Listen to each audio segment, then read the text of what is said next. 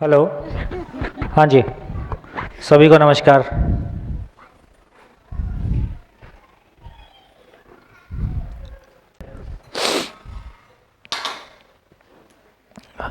बोलिए। तो जितनी चर्चा हुई उसमें कुछ उपलब्धि, कुछ कन्फ्यूज़न।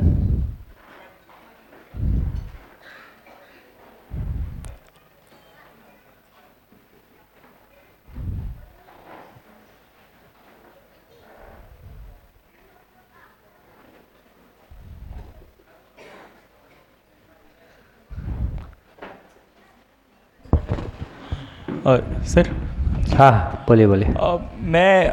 इसके बाद क्या मैं ये समझूं कि जो खाली स्थान है वो ऊर्जावान है या हमें उससे ऊर्जा मिलती है, हाँ, ये मानना ऊर्जावान नहीं, ऊर्जा स्वरूप ही है। ऊर्जा स्वरूप है। तो क्या जैसे ये यूनिवर्स में जैसे ये अर्थ अपने आप जो पृथ्वी घूम रही है, तो वहाँ पे भी स्पेस ही है ऑटोमेटिकली, तो वो उसी के आधार पे घूम रही है, ये मान के चले? ऐसे ही है। अच्छा। नहीं, देखो, अभी अपन बात करते हैं कि सब चीज़ें, जैसे मान लो हम ग्रेविटेशन की बात, कोई भी चीज़ की बात करो, उसके नीचे में 3 क्वेश्चन डाल दो, ये क्यों हो रहा है? तो एक आंसर आएगा, मास है, एक दूसरे को अट्रैक्ट करते हैं। क्यों करते हैं?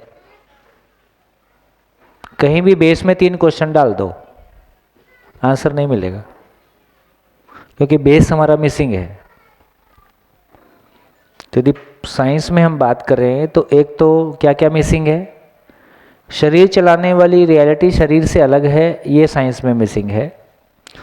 दूसरा, ये खाली स्थान ऊर्जा स्वरूप है और इकाई और ऊर्जा के सहअस्तित्व में सृष्टि प्रकट है, ये आधार हमारे पास बहुत क्लियर नहीं है। जैसे अभी दूसरी जगह में भी हम ये बात कर रहे हैं कि सृष्टि को किसने बनाया। जैसे अब 2 बातें हो गई, आगे बढ़ते हैं। जैसे 2 बातें हमने पूरी कर लिया, आप कुछ कह रहे थे। हाँ। सर, मुझे पूछना है कि मूल ऊर्जा से मेरी कल्पनाशीलता जुड़ी हुई है या उस पर प्रभाव है, इसका एग्जाम्पल थोड़ा और दे दीजिए। देखो, ये बोला गया कि कल्पना को समझने की कोशिश करें कि कल्पना में कोई आकार है, आयतन है, मास है, वेट है ना? तो कुछ समझ में आ रहा है कि हाँ, ये किस तरह की चीज़ है।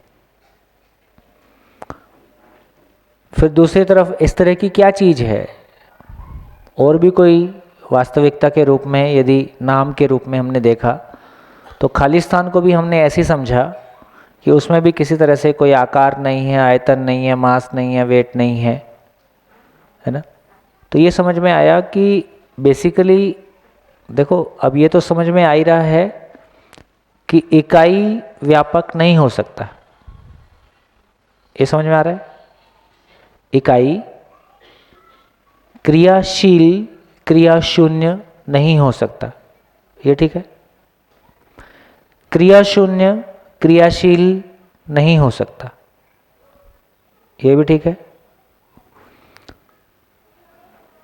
तो अब यदि हमारी कल्पनाशीलता का जिस तरह का हमको समझ में आ रहा है देखने से, तो एकमात्र चीज़ यदि ऐसी कोई अस्तित्व में है तो व्यापक वस्तु है। व्यापक वस्तु को हमने पहचाना कि खाली स्थान खाली नहीं है, ऊर्जा स्वरूप है।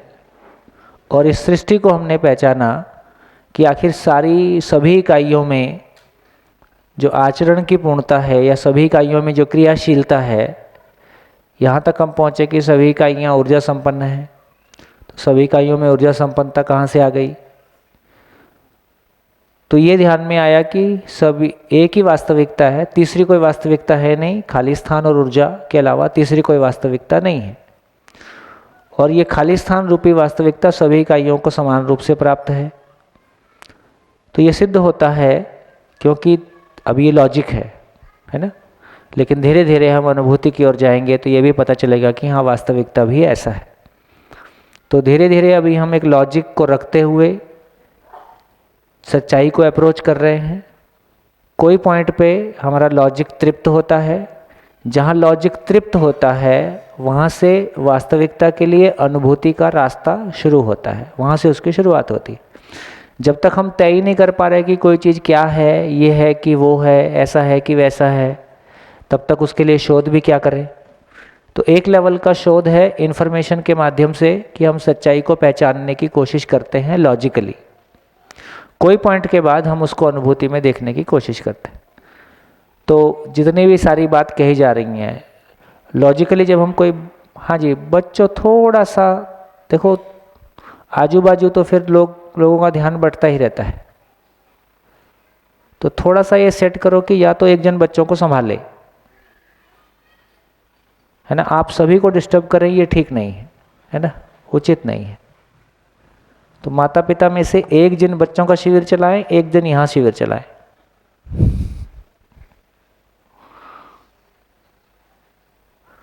देखो क्या करें अब, बच्चे तो बोल रहे यार हमारे आने के पहले तुम समझदार क्यों नहीं हुए। तो बच्चों को रोकना टोकना उचित तो नहीं है, क्योंकि बच्चे तो बच्चे हैं, अपने तरीके से व्यक्त होंगे, अपने तरीके से जिएंगे। फिर भी दोनों शिविर चलते रहें ऐसा कोशिश करते हैं। तो ठीक हो गया। तो ये कह रहे हैं कि मूल ऊर्जा जीवन से कल्पनाशीलता के रूप में व्यक्त है। मूल ऊर्जा और जीवन के सहअस्तित्व में व्यक्त प्रभाव कल्पनाशीलता। तो इसको एग्जाम्पल से या अनुभूति से हम क्या आगे समझ पाएंगे? अब इसमें और क्या एग्जाम्पल चाहिए, साफ साफ तो बात हो रही है। अभी नहीं समझ आ रहा है। हाँ अभी नहीं समझा रहा है तो और बार बार समझेंगे, है ना। देखिए अब ये तो समझ में आता है। देखो जैसे मैं कोई भाषा आपके सामने बोल रहा होता हूँ, उस भाषा को सुन के रिपीट करना भी संभव नहीं होता है। तो चेतना या जो सूक्ष्म रियलिटी है, एक लेवल की उसके लिए स्वीकृति बनती है, तो उसके लिए थोड़ा सा बार बार सुनना। अभी हमारा पहला शिविर है शायद, या उतनी ज़्यादा, हाँ तो बीच में मेहनत नहीं करते हो ना।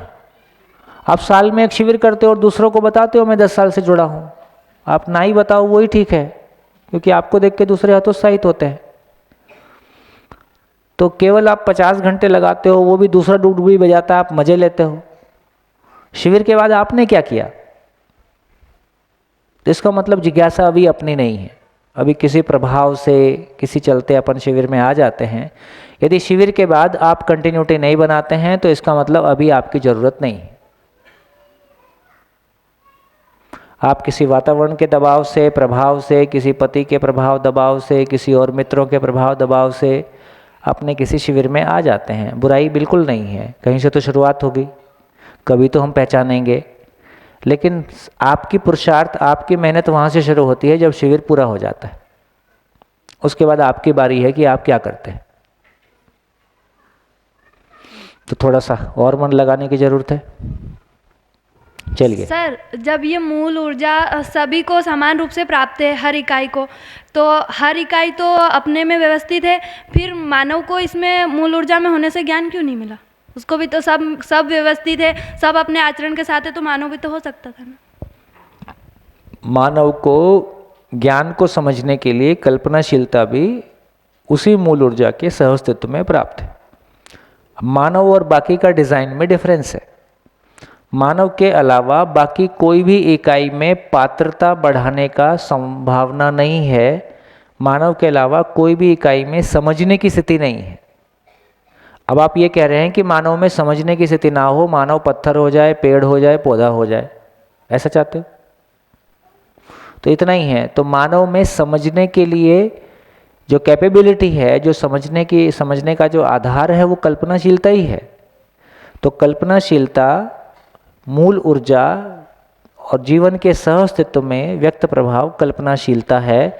तो जो काम जड़ संसार में मूल ऊर्जा जड़ संसार में क्रियाशीलता के रूप में व्यक्त है, प्राण संसार में स्पंदनशीलता के रूप में व्यक्त है ना, पशु शरीर को चलाते हुए जीवन में संवेदनशीलता के रूप में व्यक्त है, वही मूल ऊर्जा मानव में कल्पनाशीलता के रूप में व्यक्त है। कल्पनाशीलता पूर्वक जब मैं जिंदा रहने की चीज़ों को पहचानता हूँ तो मैंने जिंदा रहने के ज्ञान को पा लिया। कल्पनाशीलता ही जीने की वास्तविकता के साथ में तदाकार होती है, तो मैंने जीने के स्वरूप को पा लिया। तो अभी तक हमारे पास इतने 1000 साल की यात्रा करने के बाद, धरती पे इतने 1000 साल यात्रा करके हमने हमारी कल्पनाशीलता को जिंदा रहने के लिए योग्य बना लिया। आज हमारे पास जिंदा रहने का ज्ञान है, लेकिन जिंदा रहने के बाद ये, और हर तरीके से जिंदा रहने के बाद ये समझ में आया कि नहीं, जीना तो नहीं हुआ। तो यहाँ तो सूत्र भी है कि मानव समीक्षा विधि से आगे बढ़ता है, तो जितना हम जी लिए उसकी समीक्षा कर पाए। देखो ये भी किया, ये भी किया, ये भी किया, ये भी किया, सोच रहे थे कि काम चल जाएगा पर इससे नहीं चला। अब पता चल रहा है कि नहीं, जीने का ज्ञान अलग है। तो जब तक कल्पनाशीलता पूर्वक मानव निरंतर वास्तविकताओं को नहीं पहचानेगा, देखो ये काम फर्स्ट डे हमने किया था। फर्स्ट डे हमने चर्चा की थी कि भव की स्वीकृति भाव है, अभी हमारा भाव परिवर्तनशील है, इसलिए हमारा भाव परिवर्तनशील है। यदि किसी निरंतर भाव को पहचान लेंगे तो भाव भी निरंतर हो जाएगा। तो क्या स्थिति, मैं निरंतर हूँ, मेरी चाहना निरंतर है, मेरी आवश्यकता निरंतर है, मेरी सारी क्रिया निरंतर है, और जिसकी वजह से मैं जिस सहअस्तित्व के कारण मैं निरंतर हूँ और सारी सृष्टि में क्रियाशीलता है, वो मूल ऊर्जा स्वयं में नित्य है। तो मैं जीवन नित्य में ऊर्जित हूँ, इसलिए निरंतरता व्यक्त है। ऐसा बहुत सारी तरह से जोड़ के भाषा बना सकते हैं। चलिए एक पॉइंट और आगे चलते हैं। कल ये चर्चा हुई थी कि चेतना को लेके बात हुई थी। चेतना, चैतन्यता, ये दो शब्द आए थे। चैतन्य कौन है? चैतन्य कौन है? मैं चैतन्य हूँ।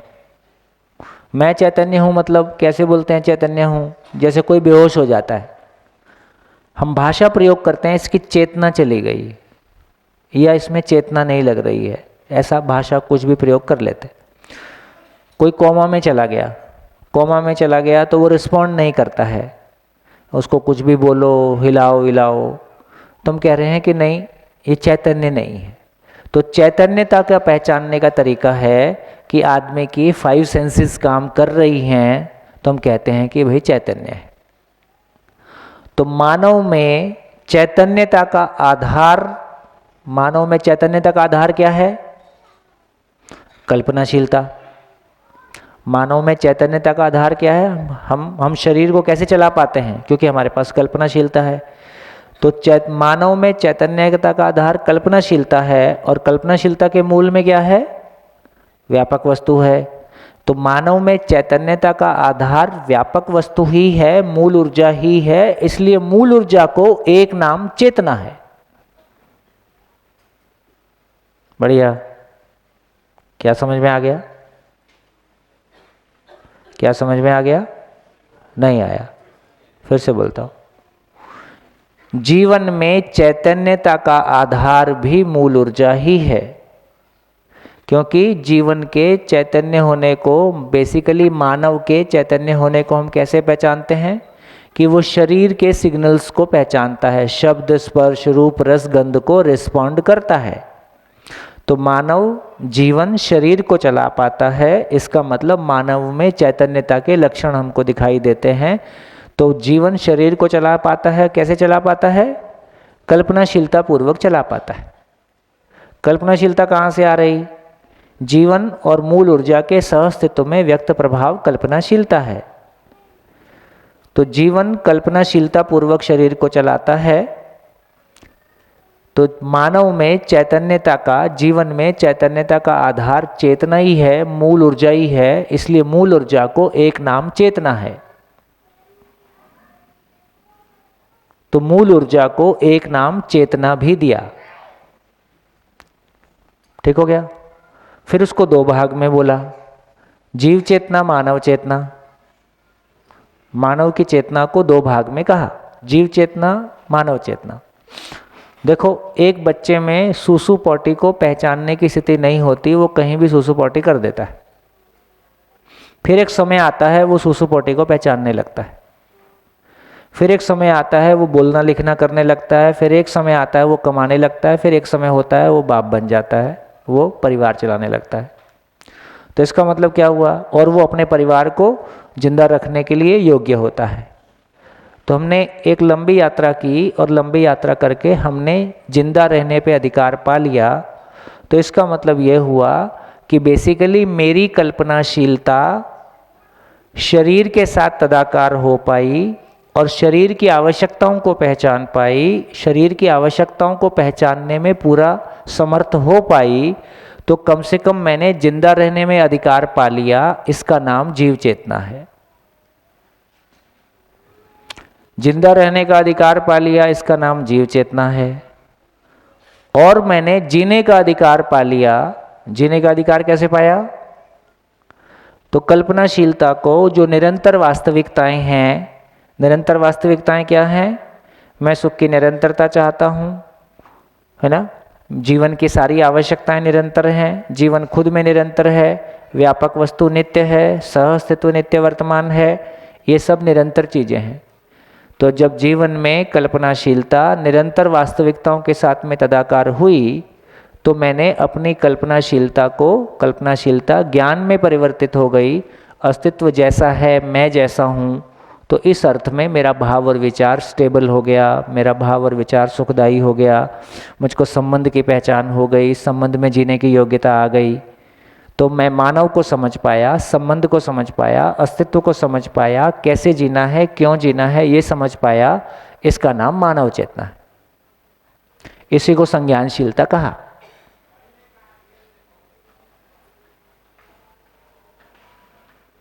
तो ये मानव चेतना हो गया। इसका मतलब क्या हुआ? इसका मतलब क्या हुआ? स्वयं को शरीर मानकर जब मैं जिंदा रहने की बात कर रहा हूं, तब मैं चेतना को पूरी तरह से पहचान पाया कि आंशिक रूप में पहचान पाया? आंशिक रूप में पहचान।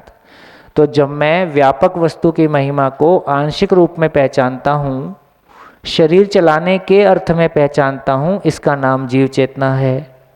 जब मैं अस्तित्व क्यों है, कैसा है, मानव क्यों है, कैसा है, और इस अस्तित्व में मेरी भूमिका क्या है, जब मैं एज ए होल पहचानता हूं, तो मैंने चेतना को पूरी तरह से पहचान लिया। मूल ऊर्जा की महिमा को, सहअस्तित्व की महिमा को पूरी तरह से पहचान लिया। इसका नाम मानव चेतना है। बढ़िया।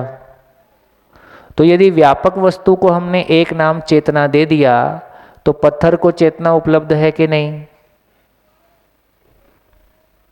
भाई पत्थर में भी व्यापक वस्तु आर पार है, पेड़ पौधे में भी व्यापक वस्तु मूल ऊर्जा आर पार है, पशु शरीर को चलाते हुए जीवन में भी मूल ऊर्जा आर पार है, मानव शरीर में भी मूल ऊर्जा आर पार है, और जीवन में भी मूल ऊर्जा आर पार है।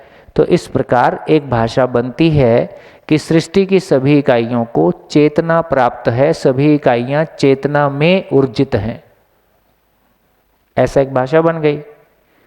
तो चेतना का मतलब क्या है? मूल ऊर्जा। तो पत्थर एक चेतना को पाकर कैसे व्यक्त हो रहा है? क्रियाशीलता के रूप में व्यक्त हो रहा है। देखो, यदि चारों अवस्थाओं की बात करें, पदार्थ अवस्था, प्राण अवस्था, जीव अवस्था, ज्ञान अवस्था, चारों की बात करें, तो चारों में एक ही काम हो रहा है, पहचानना, निर्वाह करना। ध्यान में आ गया? मैं जब बोल रहा हूं तो आप साथ साथ चल पा रहे हो कि नहीं चल पा रहे हो? कितने लोग साथ साथ चल पा रहे? जो नहीं चल पा रहे वो YouTube से 5 बार शिविर देखे। नहीं चलना कोई अपराध थोड़ी है भाई। नहीं चल पा रहे तो नहीं चल पा रहे, है ना? आज नहीं चलेंगे कल चलेंगे, चलना तो है ही। वो गाना मेरे को बड़ा अच्छा लगता है। क्या? तुझको चलना होगा। सुने? है?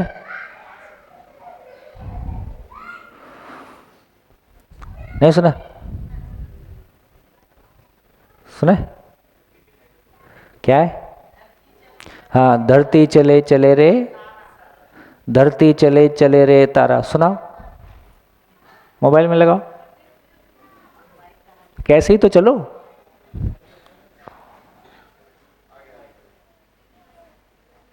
बताओ गूगल को, सुनाओ, गूगल से सुनवाओ।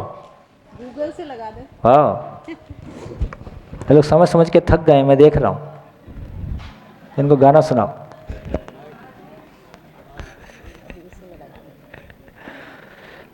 बड़े अच्छे हैं उसके बोल।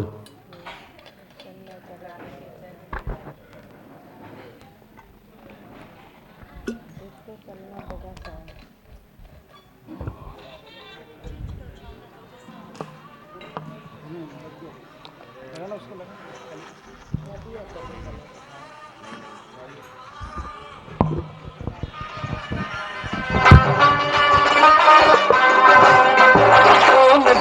चले चले रे धारा,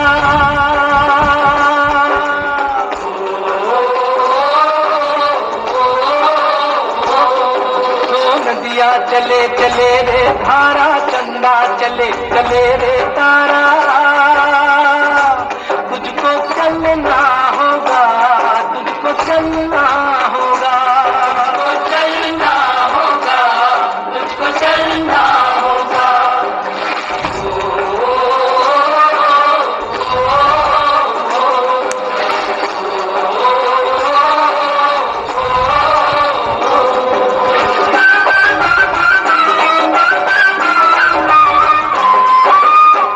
जीवन कहीं भी ठहरता नहीं है, जीवन कहीं भी ठहरता नहीं है, आँधी से तूफान से डरता नहीं है, तू न चलेगा तो चलने की राह है,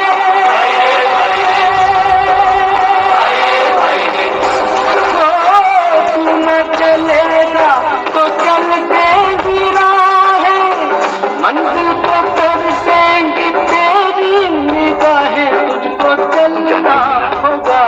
मैं जब यहाँ आता हूँ आकर घंटों समझ में आया? तू ना चलेगा तो चल देंगी राहें।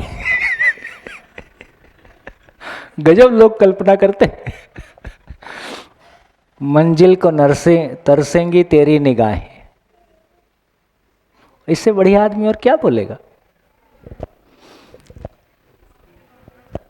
है, इसलिए चलना होगा।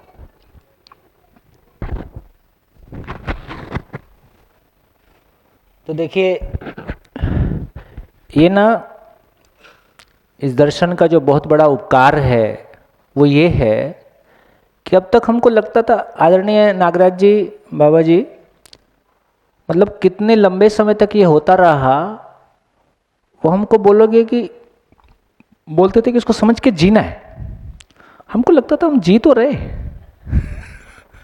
क्या करना है इसमें? और जीना शब्द खुलने में लंबा समय लगा। जब वो जीना बोल रहे हैं तो वो संज्ञानशीलता बोल रहे हैं, जब हम जीना समझ रहे हैं तो हम संवेदनशीलता समझ रहे हैं। हमसे ज्यादा और क्या जिएगा? हमने अपना घर छोड़ दिया, बीवी बच्चे दांव पे लगा दिए, घर का कंप्यूटर, सोना चांदी, बीवी का सब बेच के समाज की सेवा में लगा दिया, 2.5 साल के बच्चे को उठा के बस्तर के जंगल में आ गए, सरकारी पैसा बाढ़ की तरह सामने था उसको बाजू कर दिया। और क्या करें भाई? कोई नशा पत्ती नहीं करते, कोई गलत नहीं सोचते, मन में जरा सा भी बुरा विचार आ जाए तो अपराध बोझ से भर जाते हैं, नहीं यार ऐसा सोचना ठीक नहीं है। और क्या करूं भाई? तो ऐसा लगता था, हमको लगता था हम तो ठीक ही जी रहे, ये थोड़ा पत्नी नहीं समझती है, लोगों को थोड़ा कुछ सोचना चाहिए। तो ये जो संवेदनशीलता और संज्ञानशीलता का फर्क है, ये एक बड़ी लंबी छलांग है। नहीं तो संवेदनशीलता हमको अहंकार भी देती है, मैं विशेष हूं और मैंने इतनी कुर्बानी की और मैं इतना अच्छा हूं। तो ये शब्दों के माध्यम से जो संवेदनशीलता और संज्ञानशीलता को डिफरेंशिएट कर पाए, जिंदा रहना और जीने को डिफरेंशिएट कर पाए, चेतना और चैतन्यता को डिफरेंशिएट कर पाए, है ना, ये अद्भुत घटना है जो इतने साफ साफ पूरे अस्तित्व को एक एक शब्द से उंगली रखे। भाव क्या है? ये है। कल्पनाशीलता क्या है? ये है। ये इस अद्भुत योगदान इस दर्शन का है। तो ये सब गाने सुनने से, महापुरुषों की कथा कहानी सुनने से, तमाम और लोगों को देखने से अपने भीतर ऐसा लगता तो है यार कुछ करना है और कुछ अच्छा करना है, लेकिन जब अच्छा करना जाते हैं तो संवेदनशीलता से आगे समझ कुछ नहीं आता है, फिर उसके बाद समाधि ही है ना। तो यहाँ सशरीर खाते पीते अपने परिवार को संभालते हुए, अपने रोजगार को करते हुए, है ना, अपनी ज़िंदगी को जीते हुए हमको समझने का अवसर मिला है, ये बहुत एक सुखद बात है। चलिए, कहाँ थे हम? कहाँ थे? चैतन्य, हाँ, चेतना।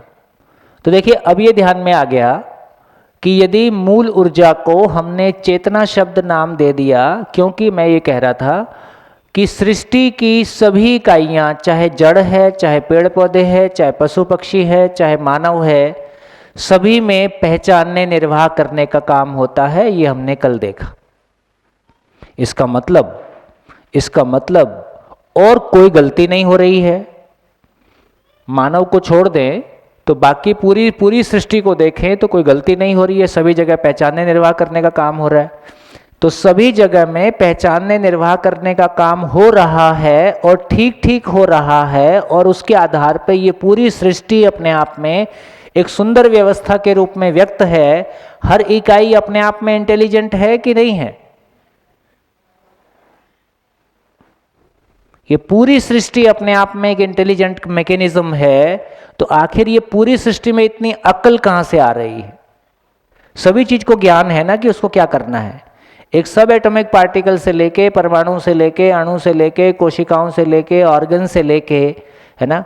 कल डॉक्टर साहब कह रहे थे कि इतनी सारी एक सेल में इतनी सारी क्रियाएं एक साथ हो रही हैं। ये पूरी सृष्टि में कितनी क्रियाएं एक साथ हो रही हैं और कोई गलती नहीं हो रही है।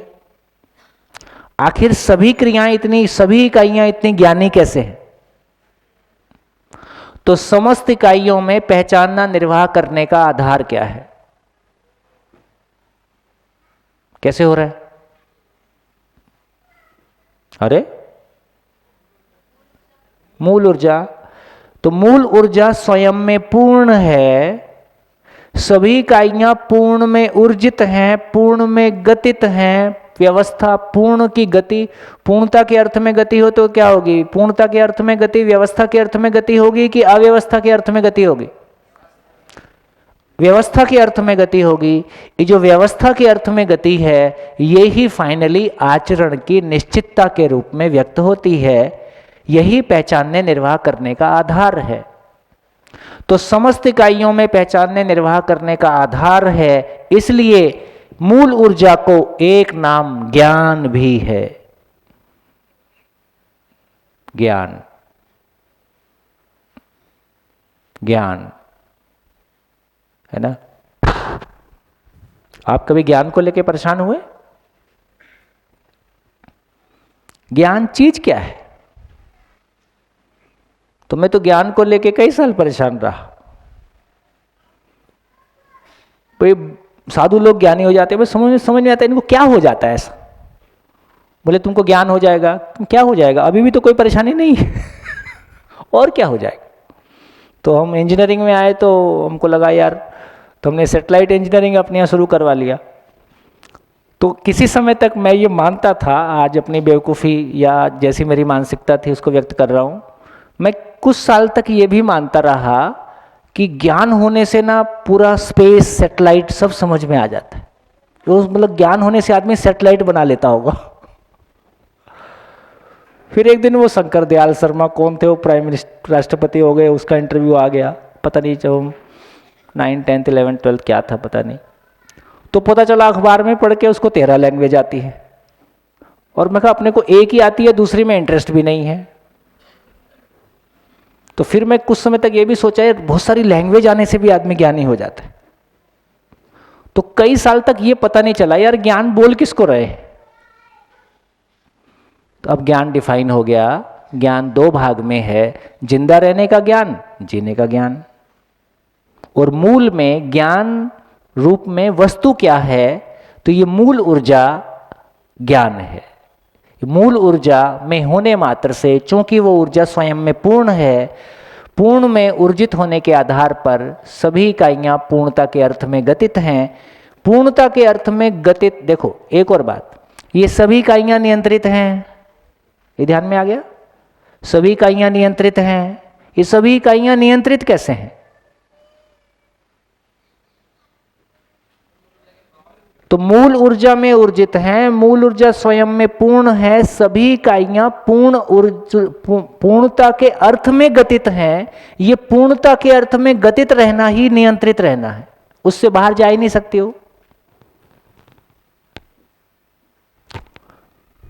तो धीरे से हमारा ध्यान इस बात पे चला गया कि यदि खाली स्थान खाली नहीं है, ऊर्जा स्वरूप है, उसको एक नाम चेतना भी दिया, तो पत्थर में भी चेतना है, ऐसा कहना शाब्दिक रूप में गलत नहीं है।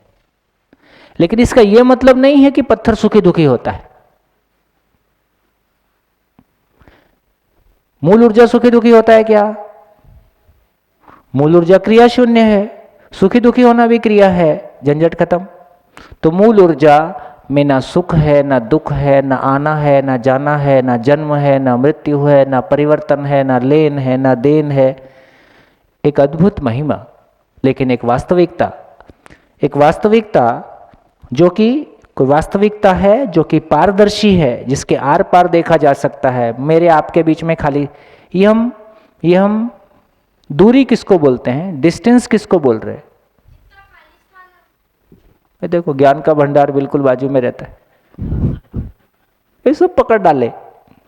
तो चाहे कोई चीज का मीनिंग में गैप होगा, कल पकड़ लेंगे, लेकिन 5th क्लास के बच्चे को एक इन्फॉर्मेशन तो एक लेवल की आ गई है, कहीं फंसेगा तो आदमी प्रोसेस कर लेगा, क्योंकि उसके पास सूचना तो है। इसका मतलब ये दूरी क्या है? खाली स्थान ही दूरी है। तो अब हर चीज समझ में आएगी इतनी अच्छे से, इतनी क्लियरली। हमने साइंस भी पढ़ी तो बहुत सारी चीजें, बहुत सारा गैप रहता था, नहीं समझ में आती थी बहुत सारी चीजें। मेरे को लगता है कि इससे अच्छा, फिर हम एक चीज करते हैं कि 10th के बाद में आर्ट, कॉमर्स, साइंस, है ना। यदि सही अर्थों में देखोगे तो पूरी सृष्टि को समझना सभी के लिए आवश्यक है कि कुछ ही लोग समझेंगे? सभी के लिए आवश्यक है। तो इस बात की बिल्कुल जरूरत नहीं है कि कुछ लोग, तो सभी पूरी सृष्टि को। तो एक पार्ट ये समझ में आ गया, तो बेसिकली जिसको हम विज्ञान का कंसेप्चुअल क्लैरिटी कह रहे हैं, जिसको आदमी चैतन्यता की और चेतना की कंसेप्चुअल क्लैरिटी कह रहे हैं, ये तो सभी को समान रूप से होने की आवश्यकता है। इससे कम में जीना होगा नहीं, जीना सबकी आवश्यकता है। जिंदा रहना हम सबकी चॉइस और परिस्थिति और मनस्थिति के अनुसार अलग अलग हो सकता है, लेकिन जीने की तो कोई चॉइस, हम जिएंगे कि नहीं जिएंगे, चॉइस हमारे पास है ही नहीं। तो ये हमारी क्लैरिटी बनती है। तो कहाँ पहुँच गए? तो हमने चेतना पे भी बात किया। तो चेतना पत्थर में भी है, पेड़ पौधे में भी है, मानव में भी है, सभी में पहचानना निर्वाह करना होता ही है। मानव में पहचानना निर्वाह करना जानने के आधार पर होता है, पशु में मानने के आधार पर होता है, और पदार्थ और प्राण अवस्था में सीधा सीधा पहचानना निर्वाह करना होता है। तो चलिए, इतनी चर्चा करने के बाद वो ध्यान में आ गया जो अपन चर्चा किए थे।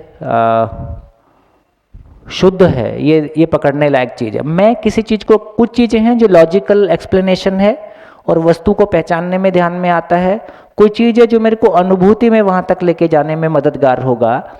ये शुद्ध जो क्लैरिटी है ना, शुद्ध है मतलब सुखप्रद है, ये काम की चीज सुखप्रद है। सुखप्रद कैसे है उसको थोड़ा सा और समझते हैं।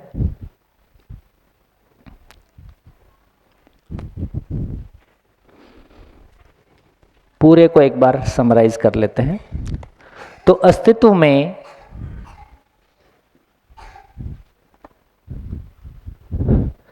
तीन वास्तविकताएं,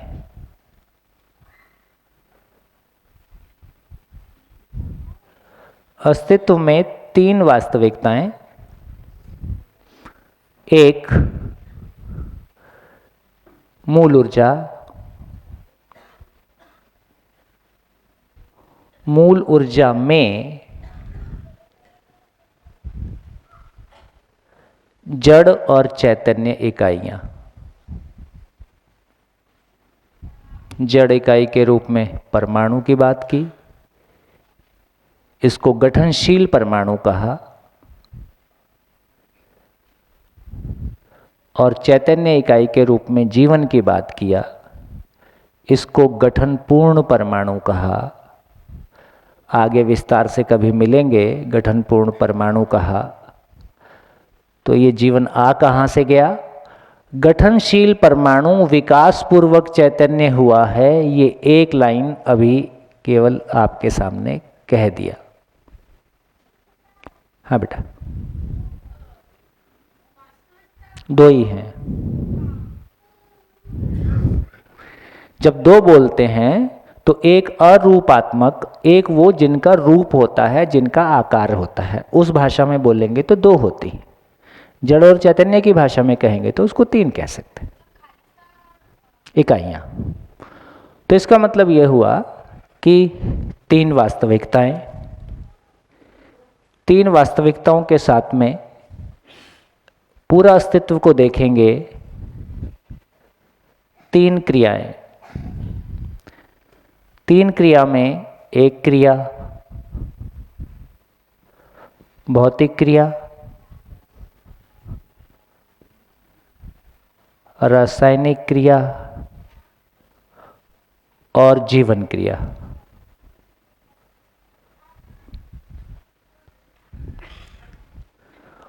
और पूरे ब्रह्मांड को देखेंगे तो बेसिकली चार अवस्थाएं,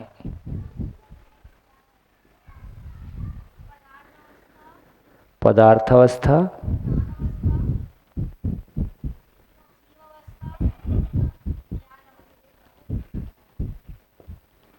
इससे ज्यादा नहीं होगा कैसे बोलेंगे? पांचवी अवस्था नहीं आएगी।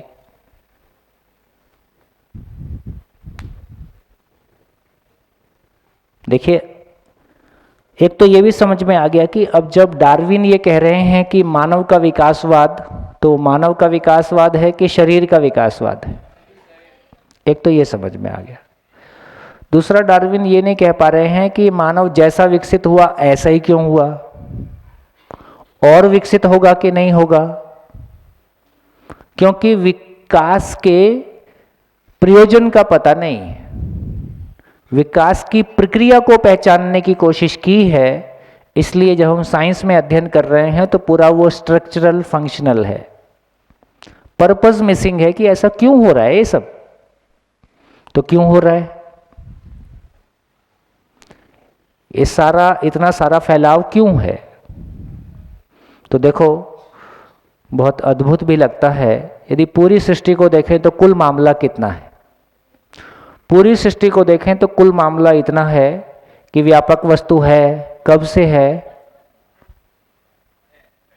इसमें कब वब सब गिर गया, है ही, व्यापक वस्तु है। दूसरा ये समझ में आ गया कि अस्तित्व में गठनशील परमाणु विकास पूर्वक चैतन्य हुआ। अभी के लिए ये कह देते हैं भाई कुल मिला के जीवन भी है, जीवन है। अब जीवन उसी मूल ऊर्जा में ऊर्जित है ही है।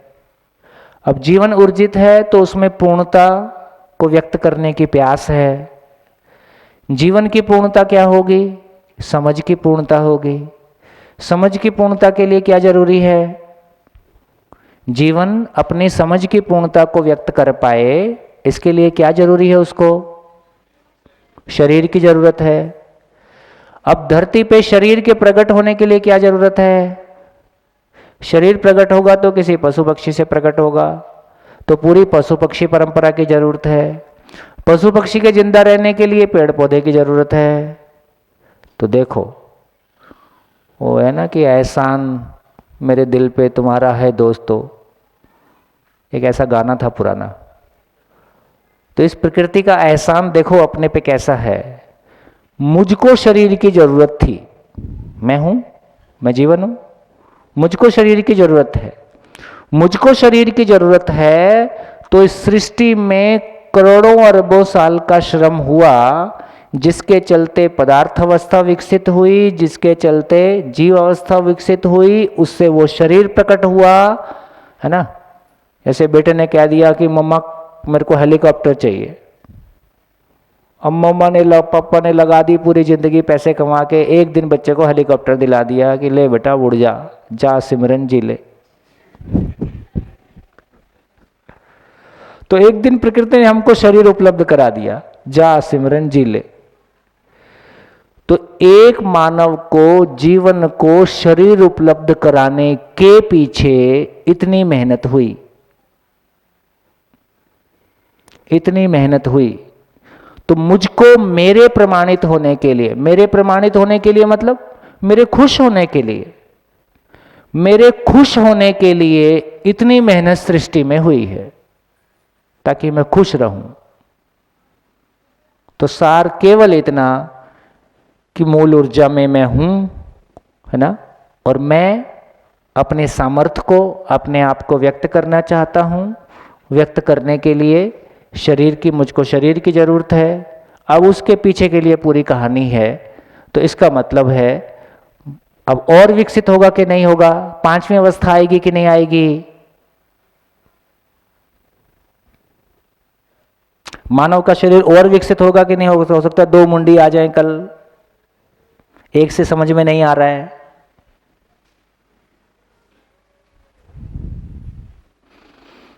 तो यदि ज्ञान अवस्था के माध्यम से पूरी सृष्टि उद्घाटित हो गई, यदि ज्ञान अवस्था के माध्यम से, मानव के माध्यम से पूरी सृष्टि उद्घाटित हो गई, तो अब और आवश्यकता ही खत्म हो गई।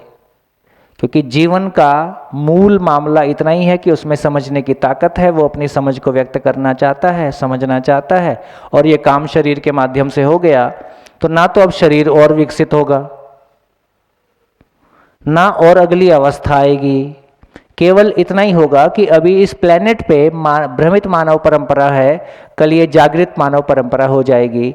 कोई प्लेनेट पे पहले से ही जागृत परंपरा होगी ही, मना नहीं किया जा सकता है। कोई प्लेनेट पे इससे भी खराब स्थितियां होंगी, भ्रमित परंपरा और जोर से होगी। कोई प्लेनेट इससे भी और कम विकसित होगा।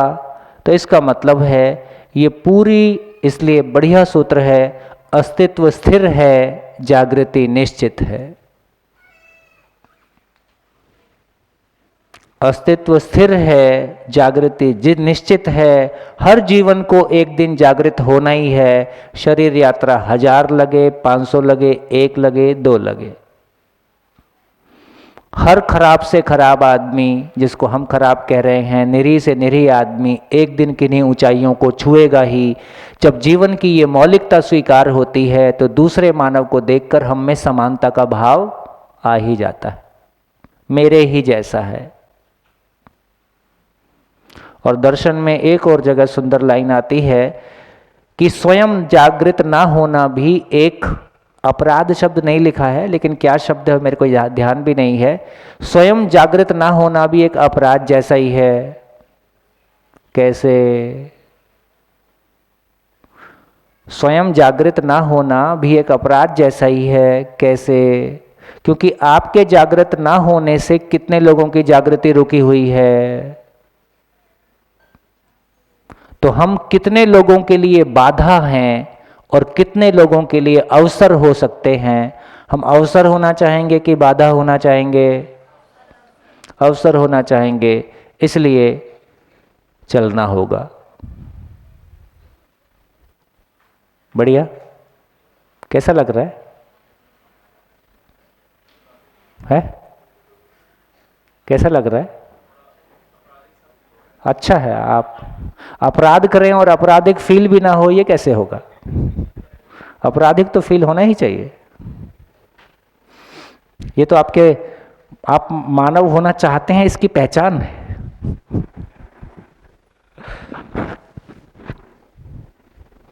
चलिए, तो देखिए, इसका मतलब यह हुआ, अब देखिए कि अब पूरी साइंस कैसे एक कैनवस पे, कैसे आपस में, कैसे सब कुछ जुड़ा हुआ है, उसको देखते हैं। तो मूल ऊर्जा में होने मात्र से जड़ संसार भौतिक क्रिया के फल स्वरूप पदार्थ अवस्था के रूप में व्यक्त है। ये बैठ गया? मूल ऊर्जा में ऊर्जित होने मात्र से भौतिक क्रियाकलाप के फल स्वरूप पदार्थ अवस्था व्यक्त है। ये ठीक हो गया? मूल ऊर्जा में ऊर्जित होने मात्र से जड़ संसार रासायनिक क्रिया के फलस्वरूप प्राण अवस्था के रूप में व्यक्त है। ये ठीक हो गया? आगे चलूं? फिर से बोलूं? मूल ऊर्जा में ऊर्जित होने के आधार पर जीवन क्रिया के फलस्वरूप जीव संसार के रूप में व्यक्त है, और मूल ऊर्जा में ऊर्जित होने के आधार पर जीवन अपनी इवोल्व्ड स्थिति में जीवन क्रिया के फलस्वरूप ज्ञान अवस्था के रूप में व्यक्त है, भ्रमित ज्ञान अवस्था के रूप में व्यक्त है, और अपनी पूर्णता को जागृत ज्ञान अवस्था के रूप में व्यक्त करता है। जागृत ज्ञान अवस्था। इतना काम बाकी है, बाकी नेचर विधि से हो गया है। बताइए, ठीक लग रहा है? चैतन्य तो बोला बेटा, चैतन्य, जीवन मतलब चैतन्य। हाँ जी, आगे चलूं? तो देखिए, इससे हमारा ध्यान ये चला गया कि पूरी सृष्टि एक कैनवस पे है। जब हमने शुरू में चर्चा किया था, देखो हमारी एक ही समस्या है कि हमको ये समझ में नहीं आ रहा है कि यार करना क्या है ना? परिवार में, संबंध में क्या करना है? हम करते कुछ हो रहा है, हो कुछ और जाता है ना? जॉब में कुछ करते हैं, वहाँ कुछ और हो जाता है। ज़िंदगी भर की मेहनत के बाद पता नहीं चल रहा है कि यार निकला क्या। तो फाइनली बार बार ये क्वेश्चन उठता ही है कि करना क्या है। तो बोला कि देखो, करना क्या है ये तब तय होगा कि जब हमको ये समझ में आ जाए, क्योंकि होल समझ में आता है तो पार्ट समझ में आता है। होल का मतलब ये संसार क्या है, संसार में मैं भी एक पार्ट हूँ, तो मैं संसार क्या है, मैं क्या हूँ, तब ये समझ में आता है कि करना क्या है। करना क्या है का मतलब जीने का स्वरूप क्या है। तो जीने के स्वरूप को मैं पा जाऊं, उसके लिए संपूर्ण को समझना मेरी आवश्यकता है। ऐसा मैं संपूर्ण को समझने गया तो पता चला कि देखो, पूरी सृष्टि 4 अवस्थाओं के रूप में व्यक्त है। इन 4 अवस्थाओं को हमने एक साथ एक शब्द यूज किया। इस पूरे प्लेनेट की महिमा को एक शब्द में हमने यूज किया। ये बहते हुए तमाम नदी नाले, पेड़ पौधे, पशु पक्षी और ये मानव और ये सारा वैभव, इसको एक नाम दिया। तो हमने कहा कि ये फैला हुआ ऐश्वर्य, इस सारे को हम एक नाम से इंगित करते हैं तो उसको ऐश्वर्य बोलते हैं, है ना? तो अब ये पता चला कि संपूर्ण ऐश्वर्य का आधार क्या है? 3 क्रिया, और क्रिया के मूल में क्या है? ऊर्जा।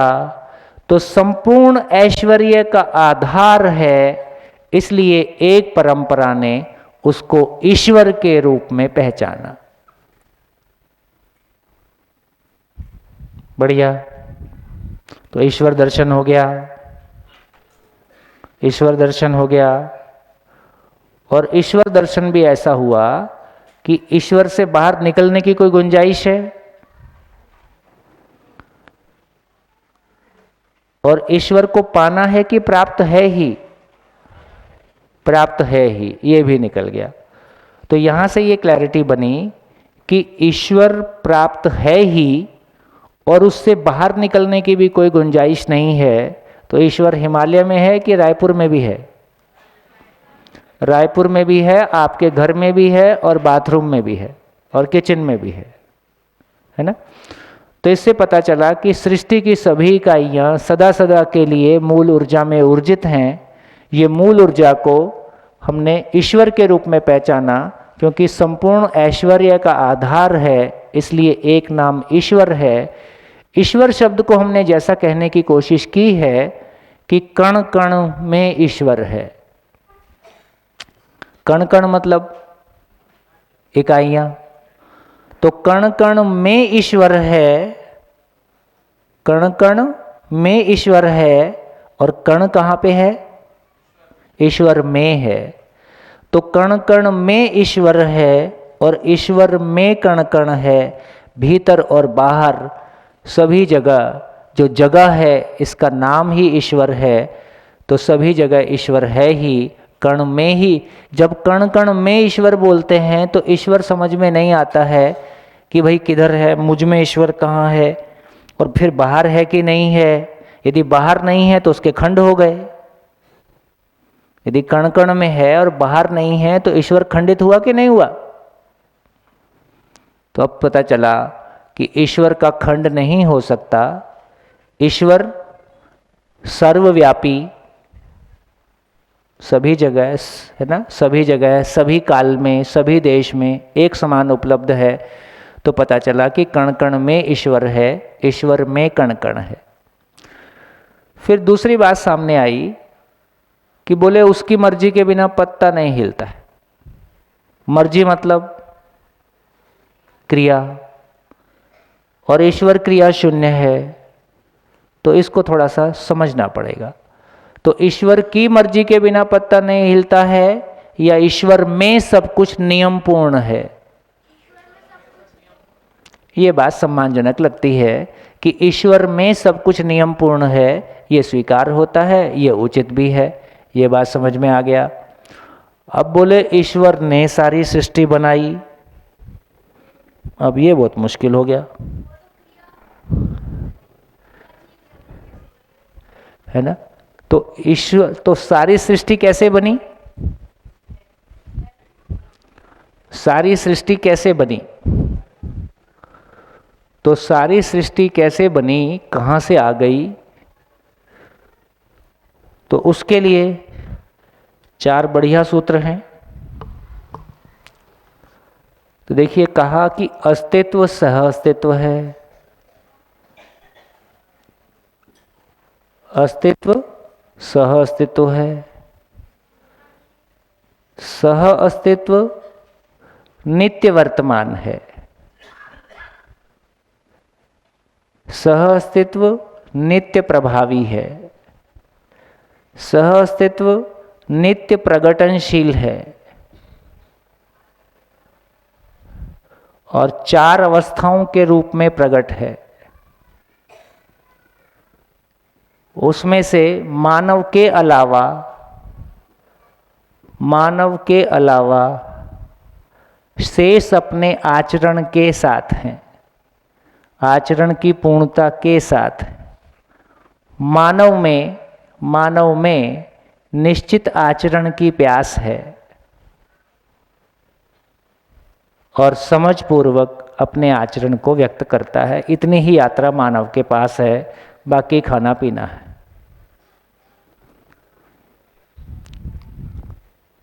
तो क्या समझ में आया कि कोई भी एटम मॉलिक्यूल मूल ऊर्जा में है, मूल ऊर्जा में होने मात्र से पूर्णता के अर्थ में गतित है। इसलिए दूसरे परमाणुओं को पहचान कर अणु के रूप में व्यक्त होता है, अणु मिलकर पिंड के रूप में व्यक्त होते हैं, अणु मिलकर रासायनिक क्रिया के फलस्वरूप कोशिका के रूप में व्यक्त होते हैं, कोशिकाएं किसी टिश्यू और पूरी सृष्टि का प्रगटन। समझ में आता है कि सह अस्तित्व पूर्वक सृष्टि में प्रगटन है, सह अस्तित्व पूर्वक सृष्टि में प्रगटन है। ये हमारे ध्यान में आ गया।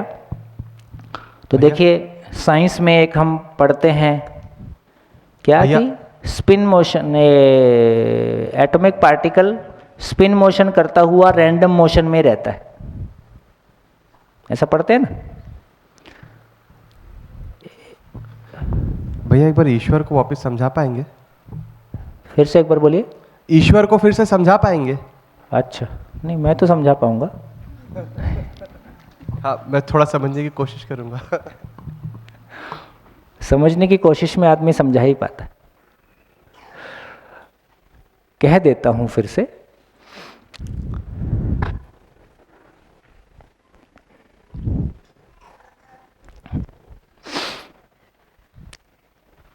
देखिए, एक तो अभी जो चर्चा कर रहे थे उससे ये बात सामने आ गई। मैं जो बात कह रहा था उसको पूरा कहते हुए आपकी बात को कह देता हूं। एक क्लैरिटी ये बन गई। एक तो जो मैं अभी बात कह रहा था कि हमने ये साइंस में पढ़ा कि सब एटॉमिक पार्टिकल स्पिन मोशन करता हुआ रैंडम मोशन में रहता है। जब रैंडम बोलते हैं तो हम क्या मीनिंग निकालते हैं? रैंडम का मतलब क्या होता है? कुछ भी हो सकता है ना। अब जब ध्यान गया स्पेस रैंडम मोशन पे ध्यान गया तो पता चला, देखो यदि कोई भी सब एटॉमिक पार्टिकल की क्या क्या गति हो सकती है, वो स्पिन मोशन करता और एक डायरेक्शन में निकल जाता। यदि कोई भी यदि ये रैंडम मोशन ना करता, या तो ये गोल गोल घूम जाता, गोल घूमने के लिए दूसरा चाहिए, तो गोल तो घूम नहीं पाएगा। तो कुल मिला के स्पिन मोशन करता हुआ रैंडम ना होता तो क्या होता, ये कोई एक दिशा में निकल जाता, कोई एक दिशा में निकल के अस्तित्व में कहाँ जाता, इसको दूसरा पार्टिकल या परमाणु मिलता कि नहीं मिलता। तो बेसिकली रैंडम मोशन रैंडम नहीं है, सब एटॉमिक पार्टिकल दूसरे सब एटॉमिक पार्टिकल या दूसरे परमाणु को पहचान सके, उस अर्थ में यह गति है। तो रैंडम है कि पर्पसफुल है, तो अस्तित्व में कुछ भी रैंडम नहीं है, सब कुछ किसी निश्चित नियम के साथ है, सब कुछ किसी निश्चित पूर्णता को व्यक्त करने के लिए है। तो रैंडम नहीं है, वो किसी पर्पस के साथ है। इसलिए अब सृष्टि में जितनी भी गतियां हैं उसको हम अलग अलग तरीके से पहचान सकते हैं। तो खैर अभी की बात ये समझ में आई कि एक सब एटॉमिक पार्टिकल रैंडम मोशन नहीं करता है, वो दूसरे परमाणु को पहचान सके, इसलिए उसका मोशन ऐसा है कि वो दूसरे परमाणु को पहचानने के अर्थ में और उसका हिस्सा बन के व्यक्त होने के अर्थ में है। तो एक सब एटॉमिक पार्टिकल स्पिन मोशन करता है और वो स्पिन मोशन करके दूसरे को पहचानने के अर्थ में रहता है। ऐसे ही तो क्या निकला कि सब एटॉमिक पार्टिकल मूल ऊर्जा में ऊर्जित होने के आधार पर व्यवस्था में होने की प्रवृत्ति के साथ है। ये व्यवस्था में होने की प्रवृत्ति कहां से आ गई सृष्टि की सभी इकाइयों में? क्योंकि वो पूर्णता में ऊर्जित है, पूर्णता में गर्भित है, इसलिए व्यवस्था में होने की प्रवृत्ति है। तो मानव के अलावा शेष सभी इकाइयों में व्यवस्था में होने की प्रवृत्ति है और दूसरी इकाई के साथ व्यवस्था को व्यक्त करता है प्राकृतिक विधि से, नेचुरल विधि से। सेम घटना मानव के साथ है। मानव भी उसी मूल ऊर्जा में ऊर्जित है और मानव में भी व्यवस्था में होने की प्रवृत्ति है। देखो ये व्यवस्था में होने की प्रवृत्ति ही एक बच्चे में ज्ञान की प्यास के रूप में है, सत्यवक्ता के रूप में है, सही कार्य व्यवहार चाहने के रूप में है ना। ये व्यवस्था में होने की प्रवृत्ति ही इस तरह से व्यक्त हो रही है। तो उसी तरह से एक अनमैरिड आदमी भी स्पिन मोशन करता हुआ रैंडम मोशन में रहता है, चारों तरफ देखते रहता है सुपात्र किधर है ना, और जहां सुपात्र मिल जाता है उसके साथ में सटक लेता है, उसके साथ में हो लेता है। तो ये रैंडम है। तो बेसिकली व्यवस्था में होने की प्रवृत्ति है, मानव में व्यवस्था में होने की प्रवृत्ति है, व्यवस्था की समझ नहीं है। तो क्या हो गया? आप देखो हर व्यक्ति दूसरों की अव्यवस्था की चर्चा करता हुआ दिखाई देगा। लोग कैसे अव्यवस्थित हैं और ये सरकार कैसे अव्यवस्थित है और ये समाज भी कैसे अव्यवस्थित है और सब कुछ अव्यवस्थित है। वो खुद व्यवस्थित है कि अव्यवस्थित है? तो एक अव्यवस्थित व्यक्ति, लेकिन वो सब जगह उस अव्यवस्था से पीड़ित है। इसका मतलब है पॉजिटिवली कहें तो उसमें अव्यवस्था की पीड़ा है। तो इसका मतलब है व्यवस्था में होने की प्रवृत्ति है। व्यवस्था में होने की प्रवृत्ति है लेकिन व्यवस्था की समझ नहीं है। व्यवस्था की समझ नहीं है तो शरीर को ही व्यवस्था मान लिया और शरीर के आधार पे जीने को ही व्यवस्था मान लिया और उसके बाद जहां पहुंचना था पहुंच गए और वो अपने आप में पर्याप्त नहीं है। तो यहाँ हमारी ये क्लैरिटी बनी कि ये खालिस्तान कोई महिमा संपन्न चीज है। ये बात भी ठीक है, खालिस्तान सूक्ष्मतम रियलिटी है। तो देखो हमारा समझने का क्रम क्या होगा? हमारा समझने का क्रम क्या होगा? शरीर सबसे स्थूल रियलिटी है, शरीर स्थूल है, जीवन सूक्ष्म है, आत्मा उससे भी सूक्ष्म है और ये मूल ऊर्जा उससे भी सूक्ष्म है, सूक्ष्मतम है। इसलिए गति हमारी समझने की कैसे होगी? स्थूल से सूक्ष्म, स्थूल सूक्ष्म से कारण, कारण से महाकारण। खाली स्थान को एक नाम महाकारण भी है, क्योंकि ये सारी क्रियाओं के मूल में आधार है, इसलिए एक नाम कारण है। खाली स्थान का एक नाम महाभाव भी है। महाभाव क्यों है? संपूर्ण भाव का आधार है। भाव कहां से आ गया? भाव की स्वीकृति, है ना? तो संपूर्ण भाव का आधार है, इसलिए एक नाम महाभाव है, महाकारण है। अभी हमारी समझने की स्थिति कहां पे है? स्थूल स्थूल स्थूल को ठीक से समझेंगे तो स्थूल समझते हैं, उस पर अधिकार आता है। स्थूल की तृप्ति सूक्ष्म की ओर ले जाती है, सूक्ष्म की तृप्ति कारण की ओर ले जाती है, और फाइनली हम संपूर्ण को समझ जाते हैं। ये मानव के समझने की एक क्रमिक यात्रा है। कुछ भी अचानक नहीं हो रहा है, कुछ भी रैंडम नहीं है, सब कुछ एक क्रम से है। इसलिए हम भाषा में भी प्रयोग करते हैं कार्यक्रम। कार्यक्रम मतलब, कार्यक्रम मतलब कार्य करने का भी एक क्रम है।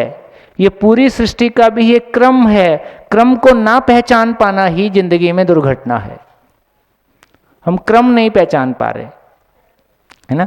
तो अस्तित्व का क्रम पहचानेंगे तो क्रम को पहचानने की बात आएगी। तो इस तरह से हमने देखा कि पूरी सृष्टि कैसे प्रकट है, तो सह अस्तित्व पूर्वक पूरी सृष्टि प्रकट है। पूरी सृष्टि को हमने चार अवस्थाओं के रूप में देखा। चार अवस्थाओं को हमने ऐश्वर्य के रूप में उसको नाम दिया ऐश्वर्य। संपूर्ण ऐश्वर्य का आधार है, इसलिए एक परंपरा ने उसको ईश्वर के रूप में पहचाना। संपूर्ण ऐश्वर्य का आधार क्या है? तीन क्रियाएं। तीन क्रिया की वजह से चार अवस्थाएं। तीन क्रिया के मूल में मूल ऊर्जा, मूल ऊर्जा में इकाइयां सहअस्तित्व पूर्वक सृष्टि प्रकट है। संपूर्ण ऐश्वर्य का आधार है, इसलिए मूल ऊर्जा को ईश्वर के रूप में भी पहचाना। एक दूसरी परंपरा ने ना इससे कोई पैदा हुआ, ना ये किसी से पैदा हुआ, इसके जैसी दूसरी कोई सच्चाई नहीं है, और ये कोई फैली हुई चीज है, इसी का नाम अल्लाह है।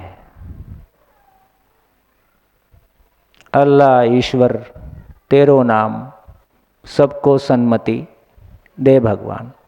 तो भगवान भी क्लियर हो गया। अभी हमारा भगवान बहुत कंफ्यूजिंग है, मतलब भगवान के बारे हमको कंफ्यूजन है, भगवान तो ठीक है। क्या कंफ्यूजन है? खासकर गॉड जब हम बोलते हैं, हिंदी में बोलते हैं तो हमारे पास दो शब्द हैं, ईश्वर और भगवान। लेकिन जब इंग्लिश में बोलते हैं तो गॉड ही हमारे पास एक शब्द है। और गॉड की परिभाषा देखो क्या लिखी है गूगल में, creator, operator, destroyer. Creator, operator, destroyer. अब ये जो झंझट कर रखा है, क्रिएटर तो क्रिएटर नहीं है, क्रिएशन है। इतना करेक्शन इसमें करना होगा। तो क्रिएटर होगा तो करने वाला भी होगा, और मूल ऊर्जा स्वयं में क्रिया शून्य है, इसलिए उधर करना है कि होना है। तो अब समझ में आया, ईश्वर ईश्वर सबको बनाता है कि ईश्वर में होने मात्र से सब बनता है। ईश्वर ने सबको बनाया कि ईश्वर में होने मात्र से सब बना है। ईश्वर सबको चलाता है कि ईश्वर में होने मात्र से सब चलता है। ईश्वर सबको नियंत्रित करता है कि ईश्वर में होने मात्र से सब नियंत्रित रहता है। तो ईश्वर एक ऐसी महिमा जिसका होना ही पर्याप्त है। वहां कर्ता पद है ही नहीं, वहां क्रिया है ही नहीं। ईश्वर एक ऐसी महिमा जो स्वयं क्रिया शून्य होते हुए समस्त इकाइयों में क्रियाशीलता का आधार है।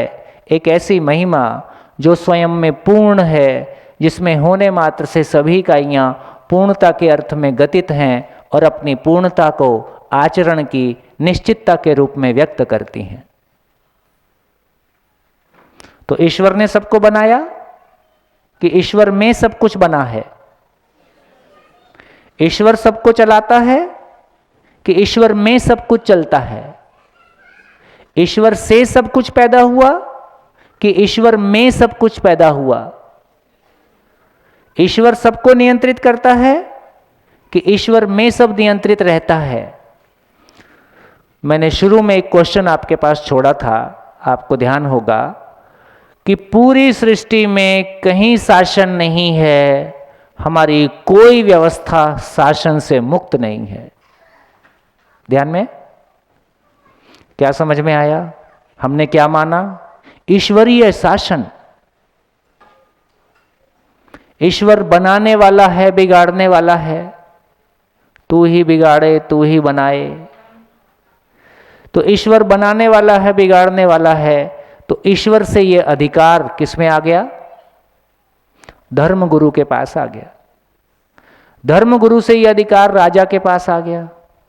राजा से ये अधिकार प्रजा के पास आ गया और प्रजा से ये अधिकार पिताजी के पास आ गया। पिताजी कहते हैं कि हम तुम्हारे बाप होते हैं, हम तुम्हारी जिंदगी बनाएंगे। झंझट हो गया। तो इसका मतलब है यदि हमने ईश्वरीय शासन माना, ईश्वर को कर्ता पद पे माना, उसको बनाने और बिगाड़ने वाला माना, क्यों बिगाड़ देता है वो किसी की जिंदगी? उसको कोई काम नहीं है क्या?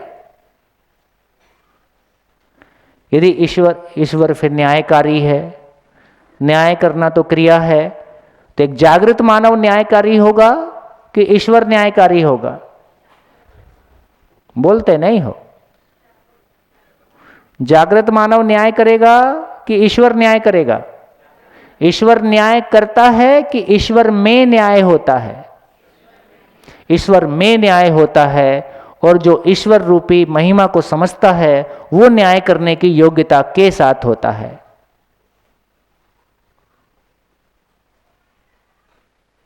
कहां पहुंचे? कहां पहुंचे? इसका मतलब सभी क्रिया ईश्वर में है।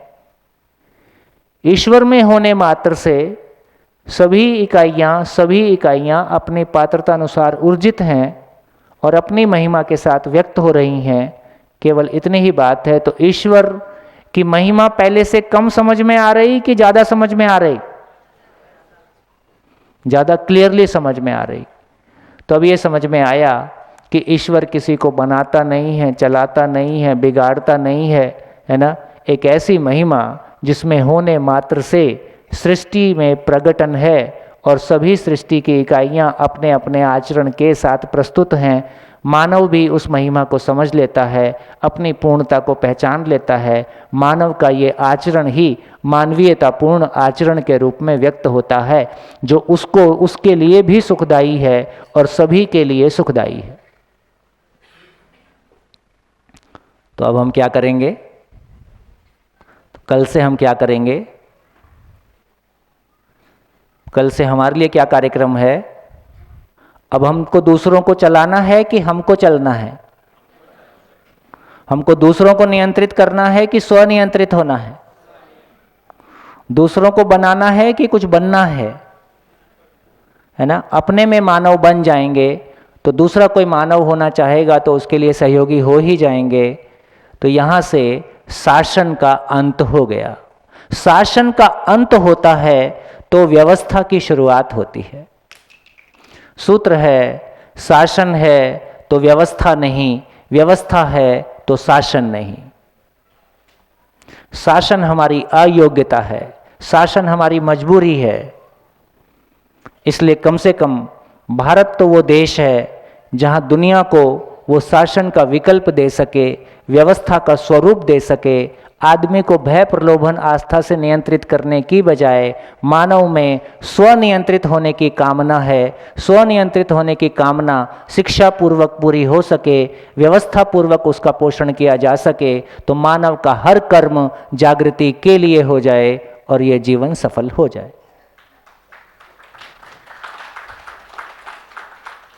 कितना आराम का काम हो सकता है।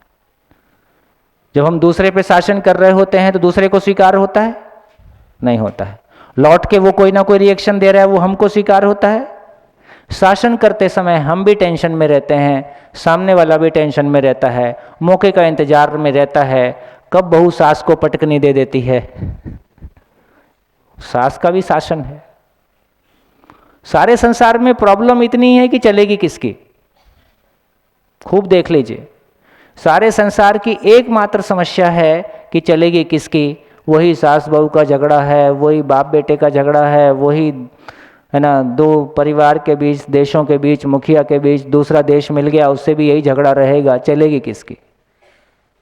तो किसकी चलनी है? किसकी चलेगी? किसकी चलेगी? खुद की खुद पे चलेगी। जिसकी खुद पे चल गई वो केवल दूसरों को प्यार करता है, और दूसरों को जो प्यार करता है उसका प्यार सबको स्वीकार ही होता है, उसके अनुसार आदमी चलना ही चाहता है। तो जब हम चलाते हैं तो कोई चलता नहीं, जब हम चलते हैं तो सब चलते हैं।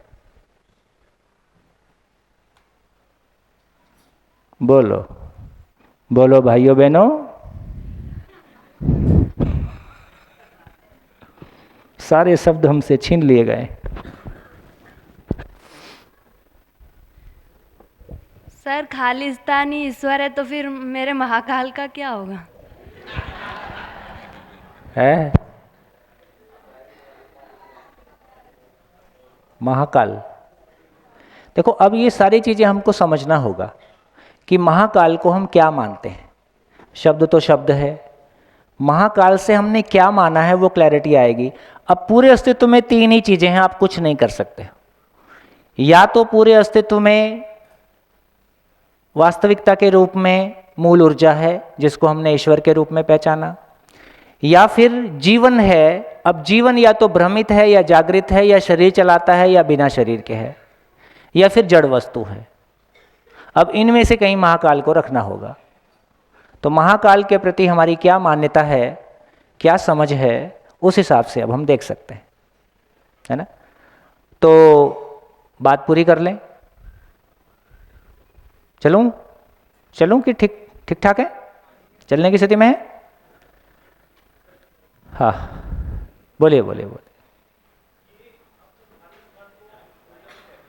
मैंने कह दिया। हाँ, ऐसा है भाई, मैंने नहीं कह दिया, मैंने कुछ नहीं कहा। मैं भी समझ रहा हूँ, आप भी समझ रहे हो। तो अभी इस सेशन के जस्ट पहले मैंने आपसे एक डबल कंफर्मेशन लिया कि जो खालिस्तान है उसको हम मूल ऊर्जा कह रहे हैं, उसको मैंने एग्जांपल के थ्रू समझा कि स्पेस में अगर वो अर्थ घूम रही है तो कुछ है तो नहीं, स्पेस है तो वो अपने आप वो घूम रही है, वहाँ पे भी एक आधार है ऊर्जा का। वहां पे भी नहीं है। खालिस्तान में ऊर्जा है कि खालिस्तान ऊर्जा स्वरूप है? हाँ, खालिस्तान ऊर्जा स्वरूप है। तो मतलब ये ऊर्जा ही है। खालिस्तान शब्द भूल जाइए। हाँ, तो ऊर्जा ही ऊर्जा है, ऊर्जा में समस्त इकाइयां हैं, ऐसा। अब अगर हमने इनको ऐश्वर्य को ईश्वर कहा है तो हम उस ऊर्जा को ईश्वर क्यों नहीं कह सकते फिर? वही तो कह रहे। वही अरे ये चारों अवस्थाओं की सभी इकाइयों को सम्मिलित रूप से एक नाम दिया, ऐश्वर्य। संपूर्ण ऐश्वर्य का आधार है मूल ऊर्जा, इसलिए मूल ऊर्जा को एक नाम ईश्वर है, तो मूल ऊर्जा को ईश्वर नाम दिया। क्लियर? बढ़िया। और बोलिए। देवी देवता कौन है सर? है देवी देवता कौन है? देवी देवता कौन है? तो पहले भगवान से निपट लेते हैं, फिर देवी देवता की बात करते हैं। देखिए, अब ये क्लैरिटी हमारी बन गई। ईश्वर शब्द को ही हमने काफी फैली हुई वास्तविकता के अर्थ में रखा है। क्या बोले कि कण कण में है, सर्वव्यापी है ना। ईश्वर शब्द के साथ हमारी कंडीशनिंग ऐसी ही है, तो इसको ईश्वर शब्द को मूल ऊर्जा पे रखना ठीक लग रहा है। अब भगवान शब्द को देखें। भगवान शब्द की पहले शाब्दिक बनावट देखते हैं। जैसे पहलवान, धनवान, गाड़ीवान, और क्या?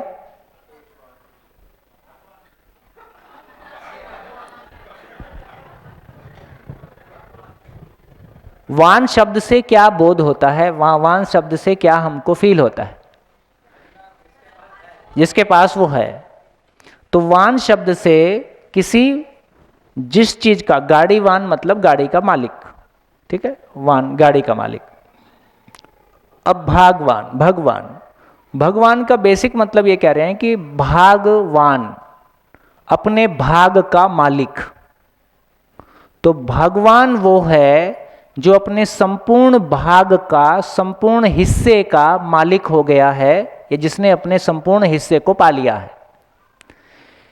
एक मानव होने के नाते इस सृष्टि में मेरा हिस्सा क्या है ना? देखो, हम स्वयं को शरीर मानते हैं तो प्रॉपर्टी में हिस्सा ढूंढते हैं।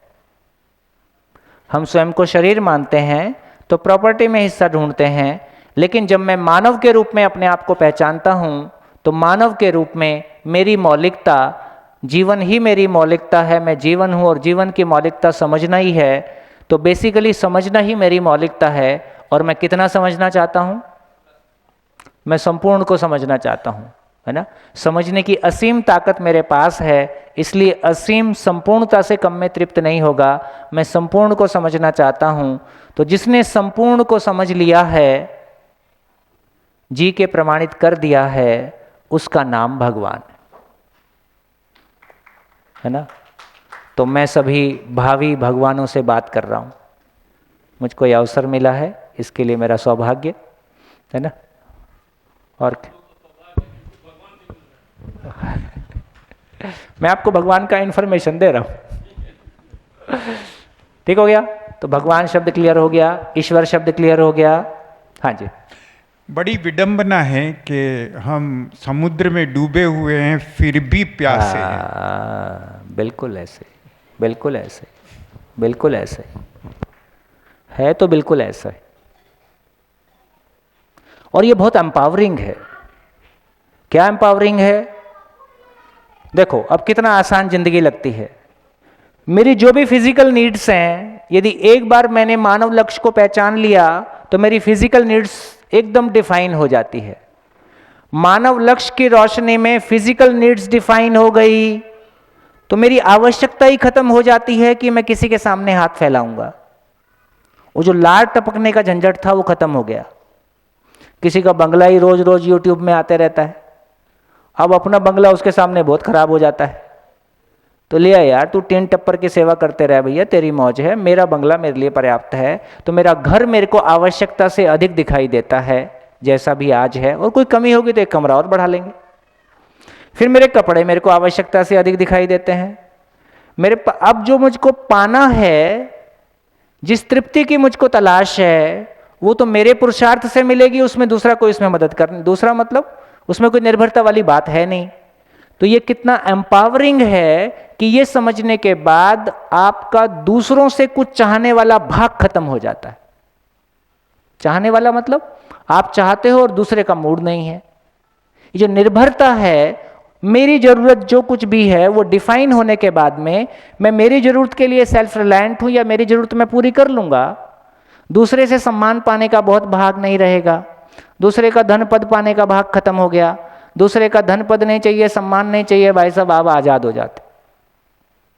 ये जो आजादी की फीलिंग है, ये जो अपने में अपनी यात्रा की फीलिंग है, ये बहुत एम्पावरिंग है। तो एक बार ये समझ में आ गया। मैंने दो तरह की जर्नी की बात की थी, हॉरिजॉन्टल जर्नी और वर्टिकल जर्नी। हॉरिजॉन्टल जर्नी करेंगे वो किसी के सापेक्ष ही होती है, और ये निरपेक्ष यात्रा है। इसमें कोई बंधन नहीं है, कोई झंझट नहीं है ना। हाँ, एक वातावरण की जरूरत है ताकि कम से कम हमको ठीक से सूचना मिल पाए। हम चलना चाहते हैं तो एक आपसी, और यदि थोड़ा सा भी बन रहा, भी थोड़ा सा बना है तो भी इसका काफ़ी प्रभाव दिखने लगा है। तो ये बिल्कुल उचित है ना जी। बल्कि उसके उल्टा जो बात बीच में एक बार आपने कही थी वो इम्पॉर्टेंट है। अभी स्वयं को शरीर मानते हुए जिन चीज़ों को हमने जिंदगी में सफलता और उपलब्धि माना है, वहाँ पहुँच के पता चलता है कि और बंधन में बंध गए हैं और जिंदगी से दूर हो गए हैं सफलताओं के नाम पे। और फिर उसको अंडू करने के लिए एक लंबी यात्रा लगती है, और एक पॉइंट के बाद चीज़ें अंडू भी कभी कभी नहीं हो पाती। तो जिसको अभी हम सफलता मान रहे हैं, मैं नहीं कह रहा हूं कि वो चीजें खराब हैं, ऐसा मैं नहीं कह रहा हूं, लेकिन यदि मेरे को समझ नहीं है तो उन उपलब्धियों से जो अहंकार और विशेषता का भाव मुझ में आता है, ये मेरे को जिंदगी से दूर कर देता है, ये मेरे को अपनों से दूर कर देता है। उस सेंस में कह रहा हूं। तो धन खराब चीज नहीं है, उसके प्रति मेरी कंडीशनिंग की प्रॉब्लम है। पद खराब चीज नहीं है, उसके प्रति मेरी कंडीशनिंग प्रॉब्लम है, वो मेरे को परेशान करती है। जी बिल्कुल। जिंदगी कितनी आसान हो सकती है और कितनी एम्पावरिंग हो सकती है और कितना वो डिलीवर कर सकती है, ये अद्भुत घटना मेरे को लगता है इसी शरीर यात्रा में हमको तो थोड़ी थोड़ी दिखने लगी है, जितनी जगह में हम लोग फैल के काम कर रहे हैं। और यंग, बिल्कुल ना यंग एकदम ना 20-25 साल के, 30 साल 35 साल के बच्चे जिस तरह से उभर के आ रहे हैं, है ना, वो बहुत सुखदाई हो गया। हम लोगों के लिए यू टर्न है, बच्चे के लिए सीधा रास्ता। हाँ, बच्चे के लिए बिल्कुल सीधा रास्ता है ना। और जितने जल्दी वो बात अपने ध्यान में आ जाए, और फिर हमारी उपलब्धियां भी कम नहीं होंगी, हमारी डिलीवरी भी। अभी धर्म के ऊपर एक आरोप है कि आदमी अकर्मण्य हो जाता है ना। उसने कहा ना, कार्ल मार्क्स ने, कि धर्म अफीम की गोली है। तो जब हम इस तरह की बातें करते हैं, तो यहाँ जब जीवन विद्या या दर्शन में ये बात कर रहे हैं, तो आदमी की महत्वाकांक्षा कम नहीं होती हैं, बल्कि आदमी की महत्वाकांक्षा बहुत विशाल हो जाती हैं। वो विशाल महत्वाकांक्षा का अधिकारी है, क्योंकि वो असीम क्षमता के साथ है, तो हमारी महत्वाकांक्षा कम नहीं होती। हमारा स्किल्स बढ़ेगा, हमारा समझ बढ़ेगा, हमारा फैलाव बढ़ेगा, कम नहीं होगा। जी बढ़िया। और कुछ आगे चलो।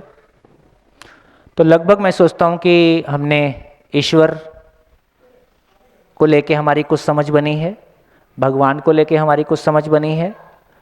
अब देखिए देवी देवता, तो फाइनली क्या बोल रहे हैं, देवी देवता क्या चीज है ना। तो जिन्होंने अखंडता के अर्थ में, समाज की अखंडता के अर्थ में अपनी किसी समझ को बना लिया और उस अर्थ में उन्होंने जी लिया, जब वो सशरीर नहीं है, उन्हीं को देवी देवता बोल रहे हैं। तो देवी देवता जब भी बोलेंगे, उससे तो इंगित ही हो रहा है कि कहीं ना कहीं स्त्री पुरुष शरीर उसमें शामिल है। तो कहीं ना कहीं मानव के रूप में, जिन्होंने मानव के रूप में स्त्री शरीर चलाया, पुरुष शरीर चलाया, लेकिन स्त्री पुरुष चलाते हुए अपने मानव होने को उन्होंने पा लिया और समाज के अर्थ में अपनी उपयोगिता को सिद्ध किया, है ना, ऐसे सभी लोगों को हम देवी देवता कह सकते हैं। तो देवी देवता शब्द एक जागृति की ओर जर्नी के क्रम में, मैं उसको कल और विस्तार से दे दूंगा। अभी हम शॉर्ट में जो जो चीज़ें सामने आ रही हैं, एक बार उनको पार कर लें। और कोई चीज़ जो अटक रही हो, अब कोई भी चीज़ अटक रही हो, कहीं से भी अटक रही हो, कैनवस पूरा हो गया है, अब पूरी बात की जा सकती।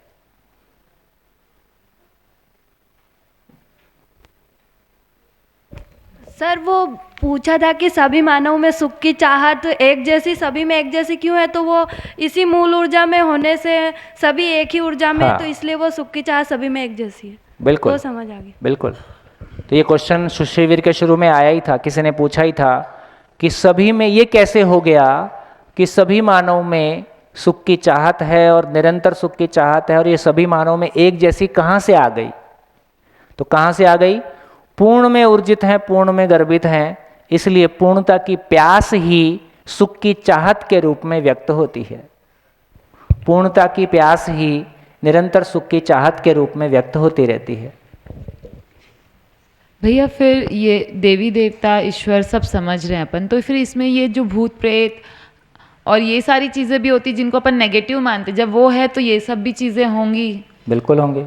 तो ये सब किस सेंस पे है? कितने लोग भूत प्रेत से मिलना चाहेंगे, हाथ उठाइए। कृपया आईना देखें।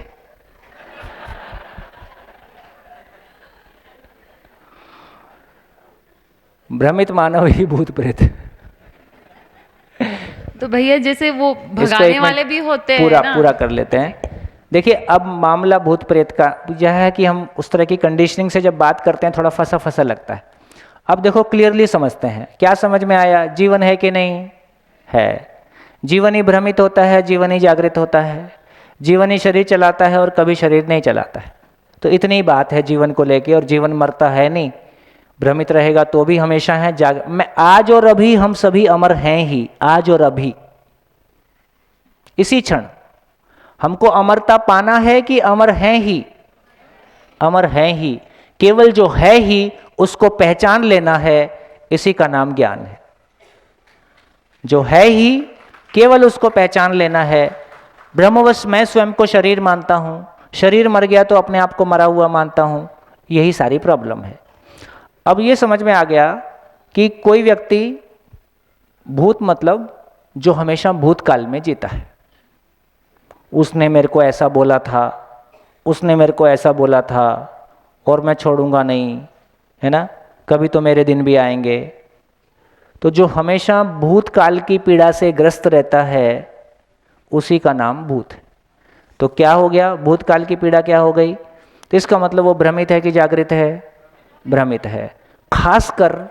खासकर वो लोग जो किसी पीड़ा के साथ में शरीर छोड़ते हैं, किसी गहरे दुख के साथ में शरीर छोड़ते हैं, कोई अत्याचार हो, कोई भूख हो, कोई और तरह का झंझट हो, बहुत पीड़ा के साथ शरीर छोड़ने वाले लोगों का मनस्थिति कैसा रहता होगा? खराब ही रहेगा। तो ये बहुत उस तरह की मनस्थिति के जीवन है ना, ये जीवन को हम भूत प्रेत कह सकते हैं, है ना। लेकिन ये सभी जीवन भी जागृत होंगे ही। ये सभी जीवन में भी वही क्षमता है जो किसी महापुरुष में उद्घाटित हुई है, तो कोई खास बात नहीं है। और भ्रमित आदमी सशरीर क्या करेगा? दुखी रहता है और किसी ना किसी गले में लटके रहता है ना, किसी ना किसी को दुखी करते रहता है। भ्रमित जीवन क्या करेगा? थोड़ा सा ये भी ऐसा ही काम कर लेता है। तो भैया इससे तो बहुत सारे लोगों की दुकान भी चलती है ना, कि भूत भगाने वाले, नजर हटाने वाले हैं, ये सब भी चलता है। और क्या, जिस चीज़ की डिमांड है उसकी दुकान चलती है। अभी आप देख लो, जैसे जैसे हम आगे बढ़ रहे हैं, ये दुकान कम हो रही हैं कि बढ़ रही हैं? कम हो रही हैं। ये दुकान सबसे अधिक कहाँ मिलेगी? आदिवासी इलाके में, सामान्य गांव में उससे कम, कस्बे में उससे कम, दिल्ली जैसे शहरों में उससे कम, मतलब ये बड़े शहरों में और थोड़ा कम। यदि पूरी पॉपुलेशन को देखें तो कितने केस ऐसे मिलेंगे? मिलते हैं, लेकिन बहुत कम। और जैसे जैसे हम आगे एजुकेशन में जाएंगे तो स्वयं के प्रति विश्वास पा जाएं, उसके बाद ना कोई भूत आता है ना हम भूत होते हैं। तो सबकी दवाई लाल दवाई, निरंतर डोज। हाँ जी, और बोलिए। सर अगर जिंदगी जो है पूर्णता को पाल लेता है और शरीर को जो है छोड़ने के बाद में फिर से वो पूरा कोई शरीर के लिए मतलब फिर से मतलब शरीर को ही लेना चाहता है कि मतलब वहाँ कंप्लीट हो जाती है उसकी जर्नी जो है जीवन की। आप जैसा बोल रहे हैं मैं ये समझ पाया कि यदि किसी व्यक्ति ने पूर्णता पा लिया और शरीर छूट गया तो फिर पूर्णता पाने के लिए दोबारा शरीर चलाना पड़ेगा। हाँ वही पूछ रहा हूँ सर, मतलब जो ईश्वर हैं वो क्या पूर्णता का पा चुके हैं या ईश्वर पूर्णता को पा चुके हैं? ये देखो, YouTube में कम से कम 5 बार सुनना है, नहीं तो हर 2-3 महीने में 1 बार शिविर करना है। मैं आपसे कोई ऐसी बात नहीं कह रहा हूँ, ये आपका कोई ऐसा नहीं होता ही है। इतना सारा गहरा कंटेंट जब एक साथ आता है, हम पूरे को लिंक कर पाएँ, ये किसी के लिए भी संभव नहीं है, हमसे भी नहीं हुआ था। तो उसका इतना ही मतलब है कि पहले शिविर में इतना स्वीकार हो जाता है कि यार बात समझने लायक है। यदि इतना हमको, कितने लोगों को ये स्वीकार हो गया कि बात समझने लायक है, इतना हमको स्वीकार हो गया, तो अब देखो मेरे को लगता है कि हम सभी के लिए, अब कल का दिन हमारा है, परसों हम समापन की ओर जाएंगे। परसों सुबह 1 बजे तक शिविर चलेगा। कितने बजे तक चलेगा? 1 बजे तक। और लंच के बाद हम शिविर का समापन कर देंगे। लंच के बाद शिविर नहीं रहेगा परसों, लेकिन 1 बजे तक हम कंटेंट पे या कुछ उससे रिलेटेड कोई बात जरूर करेंगे। तो परसों हम दोपहर को 1 बजे शिविर पूरा कर लेंगे। जितने लोगों ने शिविर किया है, अब इनके लिए अगला स्टेप क्या होगा? इसी शिविर को अपने परिवार के साथ बैठ के रोज आधा घंटा 1 घंटा देखें और फिर उसको बंद कर दें। फिर आपस में बैठ के चर्चा करें कि मेरे को क्या ठीक लगा, क्या ठीक नहीं लगा, ये क्या कहा जा रहा है ना। तो जितना ये आपस में बैठ के चर्चा करने का काम डेली चलेगा, और किसी छोटी मंडली के साथ में वीकली बैठें, पूरे वीक में मैंने क्या पढ़ा, क्या वीडियो देखा, क्या समझ में आया, बच्चे के साथ, पति के साथ, फैमिली के साथ, अपनी फीलिंग में कहाँ मैं चीज़ों को बदलता हुआ देखा, कहाँ मैं चीज़ों को नेगेटिव थी लेकिन मैंने उसको पॉजिटिव बना लिया, ठीक कर लिया, कहाँ मेरे को अधिकार अपना आता हुआ दिखाई दिया। जब हम एक दूसरे के साथ में शेयर करते हैं तो मानव की, देखो ये जर्नी ऐसी है, पूरा एग्जिस्टेंस अपने आप में को एग्जिस्टेंस है, यहाँ समझना साथ साथ है, जीना साथ साथ है, उस समझ की शेयरिंग साथ साथ है, यहाँ पूरी यात्रा ही साथ साथ है। तो जहाँ भी एक फैमिली में डेली बैठ के कम से कम जिंदगी पे चर्चा करने का आधा घंटा, और जब बच्चा आपको इन तमाम चीज़ों पे चर्चा करते हुए देखता है उसके लिए उसको सबसे अच्छी लगती हैं ये चीज़ें। वो चाहे साथ में उछलता कूदता रहेगा, कभी आपको कुछ कह भी देगा, लेकिन वो सुन रहा है। तो मेरे को लगता है कि हमारे 24 घंटे में से कम 1-2 घंटे तो हम ऐसे निकालेंगे जिसमें कि हम अपने परिवार में बैठ के जीने के स्वरूप को समझने के लिए जो तरीके आपको ठीक लगते हों, ऑडियो, वीडियो, ऑनलाइन, ऑफलाइन, लेकिन वीक में कम से कम हम फिजिकली भी किसी ग्रुप के साथ मिलें और मिल के आपस में कुछ शेयरिंग करें, और आगे अगले वीक फिर मिलने के लिए हमारा उत्साह बना रहता है। हाँ बेटा, कुछ कहना चाह रहे हो? आपने बोला कि जो जीवन है वो उसका कलर होता है और वो दिखाई देता है। फिर से बोलो। आपने बोला कि जो जीवन है उसका कलर होता है और वो दिखाई देता है। हाँ, जीवन का आकार होता है, जीवन का आयतन होता है, जीवन में मास होता है, भार नहीं होता है ना, और देखने की क्षमता हमारी विकसित होती है तो वो हमको दिखाई देता है। जीवन ही जीवन को देखता है, ऐसा नियम है। चमड़े की आंख से हम उसको नहीं देख सकते। हवा भी चमड़े की आंख से कहाँ दिखती है? चमड़े की आंख से तो हवा भी नहीं दिखती है, लेकिन हवा है ये समझ में तो आता है। तो उसी तरह से जैसे जितना जितना शरीर के साथ हमारा सम्मोहन टूटता है, या शरीर के साथ सूक्ष्म को भी हमारे समझने की जगह बनेगी, उतना उतना हमको स्वीकार होता है।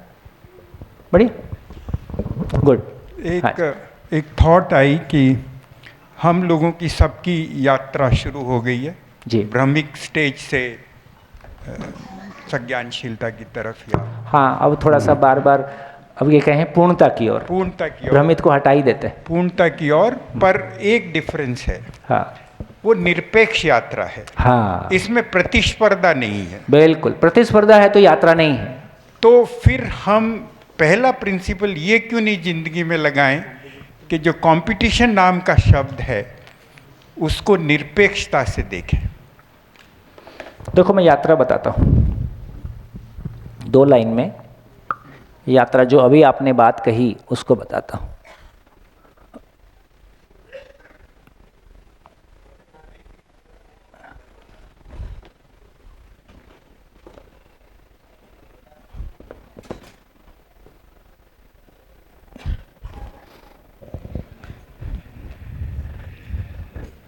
भैया मैं एक क्वेश्चन पूछ सकती हूँ? है? मैं एक क्वेश्चन पूछ सकती हूँ? हाँ, आप तो पूछ ही लिया है। भैया, छोटे में जब बच्चे की तबीयत खराब रहती है तो माँ लोग दवा देते हैं, माँ लोग दवा देते हैं, और बच्चा ठीक नहीं होता तो एक बार नज़र भी उतार लेते। तो ये नज़र उतारना क्या है या नज़र लगना क्या है? ठहर जाओ, इतने कठिन क्वेश्चन ना पूछा करो। हाँ जी, देखिए, ईश्वर, ये ईश्वर नाम की रियलिटी आत्मा से भी सूक्ष्म है, इसलिए एक नाम परमात्मा है। ऐसे ऐसे बहुत सारे नाम हैं, जब आप दर्शन पढ़ेंगे तो अलग अलग जगह पे आएंगे। तो ईश्वर नाम की रियलिटी, ईश्वर रूपी वास्तविकता अनुभव काल में आनंद के रूप में प्राप्त है।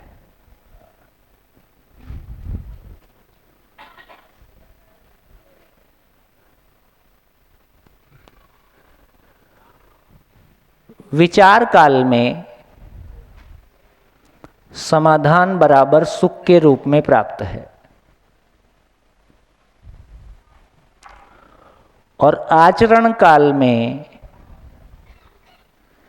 न्याय बराबर उभय तृप्ति के रूप में प्राप्त है। उभय तृप्ति मतलब म्यूचुअल फुलफिलमेंट, दोनों का तृप्त होना और उसकी निरंतरता। और व्यवसाय काल में नियम बराबर समृद्धि के स्वरूप में प्राप्त है। नियम पूर्वक हम समृद्ध होते हैं। ये वर्टिकल यात्रा है। तो कंपटीशन को हटाने से कंपटीशन नहीं हटता, अपनी जर्नी समझ में आने से कंपटीशन हट जाता है। आज के बाद मैं कंपटीशन नहीं करूंगा, इससे नहीं हटने वाला है। तो ये समझ में आया कि सही समझ में आता है तो भ्रम समीक्षित हो जाता है। सही की रोशनी में हम भ्रम से मुक्ति पा जाते हैं, उसके लिए अलग से कुछ नहीं करना पड़ता है। तो अंधेरे को हटाना नहीं है, अंधेरे से जूझना नहीं है, काम क्रोध लोभ मोह मद मात्सर्य से जूझना नहीं है, उनको पड़े रहने दो, है ना। केवल इतना ही करना है कि बेसिकली मेरे समझने की ताकत को समझने की ओर लगाना है। समझने के लिए वस्तु सामने साफ सुथरी है। जैसे जैसे मैं समझता हूँ तो ये सह अस्तित्व, मूल ऊर्जा अनुभव काल में आनंद के रूप में, विचार काल में समाधान के रूप में, आचरण काल में न्याय के रूप में, व्यवसाय काल में नियम के रूप में, इससे ज़्यादा होता नहीं, इससे कम में चलता नहीं। सभी के लिए ऐसा ही है। ये वर्टिकल जर्नी है, इसमें दूसरा बीच में ही नहीं। मुक्त काम है बस। यह बहुत इंपॉर्टेंट बात है हम दर्शन के सभी नए पुराने सभी साथियों के लिए। यदि मेरे अंदर कंपैरिजन आता है तो यात्रा शुरू नहीं हुई है। तो यदि निरपेक्ष जर्नी अपने स्वरूप में हम पहचान पाते हैं और उस निरपेक्ष जर्नी और कंपैरिजन आता है, कोई गलत बात है ऐसा नहीं बोल रहा हूं। जब तक निरपेक्ष, तो इसका मतलब क्या हुआ, मानव लक्ष्य जितनी गहराई से स्वीकार हो जाएगा, जितनी स्पष्टता से स्वीकार हो जाएगा, उतनी जर्नी निरपेक्ष हो जाएगी। यदि कंपैरिजन हो रहा है, इसका मतलब मानव लक्ष्य अभी पूरी तरह से स्वीकार नहीं हुआ है। बस एक ही पहचान है ये। तो चोटी पकड़ में आ गई तो बस फिर सीधा सीधा ऊपर ही ऊपर उठना है। बिल्कुल, ये बहुत इंपॉर्टेंट बात है और बहुत काम की बात है। वो जो सूत्र है उपयोगिता पूरकता समझ में, उपयोगिता पूरकता विधि से जीने पर आवेशों का शमन होता है, ये परस्परता के लिए सूत्र मिल गया। हर जगह मेरे को हर किसी के साथ में उपयोगिता पूरकता को देख लेना है। उपयोगिता पूरकता को नहीं पहचानता हूं, इसी का नाम कंपटीशन है, इसी का नाम विरोध है, इसी का नाम प्रतिक्रिया है। और कभी कभी मेरे को, मैं कुछ आस्थाओं का भी प्रयोग कर लेता हूं। कभी कभी मैं ऐसा भी सोच लेता हूं कि जो कुछ सामने से आ रहा है ये अस्तित्व का इशारा है, इसको स्वीकार किया जाए, इसमें कोई काम का मैसेज होगा। यदि हम बहुत कॉन्शियस लॉजिकल माइंडसेट से देखते हैं तो वो अस्वीकार हो जाता है। तो कभी कभी कुछ आस्थाएं भी काम करती हैं। इंतजार करो, धीरे से देखो, हर दुर्घटना से कुछ पॉजिटिव निकल के आता है। थोड़ा धैर्य से इंतजार किया जाए और बने रहा जाए। वो कुछ देने के लिए आई है। मेरी ज़िंदगी में जितने शारीरिक घटनाएं मेरे साथ घटी, शारीरिक कष्ट, कोई ना कभी एक्सीडेंट हो गया, कभी कुछ हो गया, कभी कुछ हो गया, कुछ कुछ होता ही रहता है। और अपना तो पूरा बॉडी सेकंड हैंड है, बहुत सारा हुआ है। धीरे से ये स्वीकार हो गया है कि ज़िंदगी में हर कष्ट का इतना ही मतलब है कि वो आपकी अक्षमताओं से आपका परिचय कराता है, या किसी सक्षमता को देने के लिए एक ट्रेनिंग मॉड्यूल शुरू हो गया है। वो ट्रेनिंग मॉड्यूल शुरू नहीं होगा तो आप सक्षम भी नहीं होंगे। तो उपलब्धि सीधे सीधे प्लेट में सजा के नहीं मिलती है ना। वो कमांडो ट्रेनिंग, एक हमारा मित्र है वो पैरा कमांडो है। पैरा कमांडो का मतलब है कि जो वो ऊपर वो एरोप्लेन से उनको 32,000 फुट से फेंक देते हैं और उसमें स्वीकार करके चलते हैं ये आखिरी यात्रा है, नीचे गिरे तो कहाँ टपकेगा पता नहीं। तो उसमें उसने बताया कि 600 लोगों को लिया गया, फाइनली 60 जब कमांडो बने तो 60 लोग बने। 600 में से बाकी लोग रिजेक्ट कोई ना कोई कॉल पे होते ही रहते हैं। तो लोग, मैं सोचता हूँ कि यार क्यों इतना वो पहले लिखवा ही लेते हैं, तुम मर गए तो तुम्हारी जिम्मेदारी, और कुछ लोग मर ही जाते हैं। क्यों लोग इतनी मेहनत कर रहे हैं?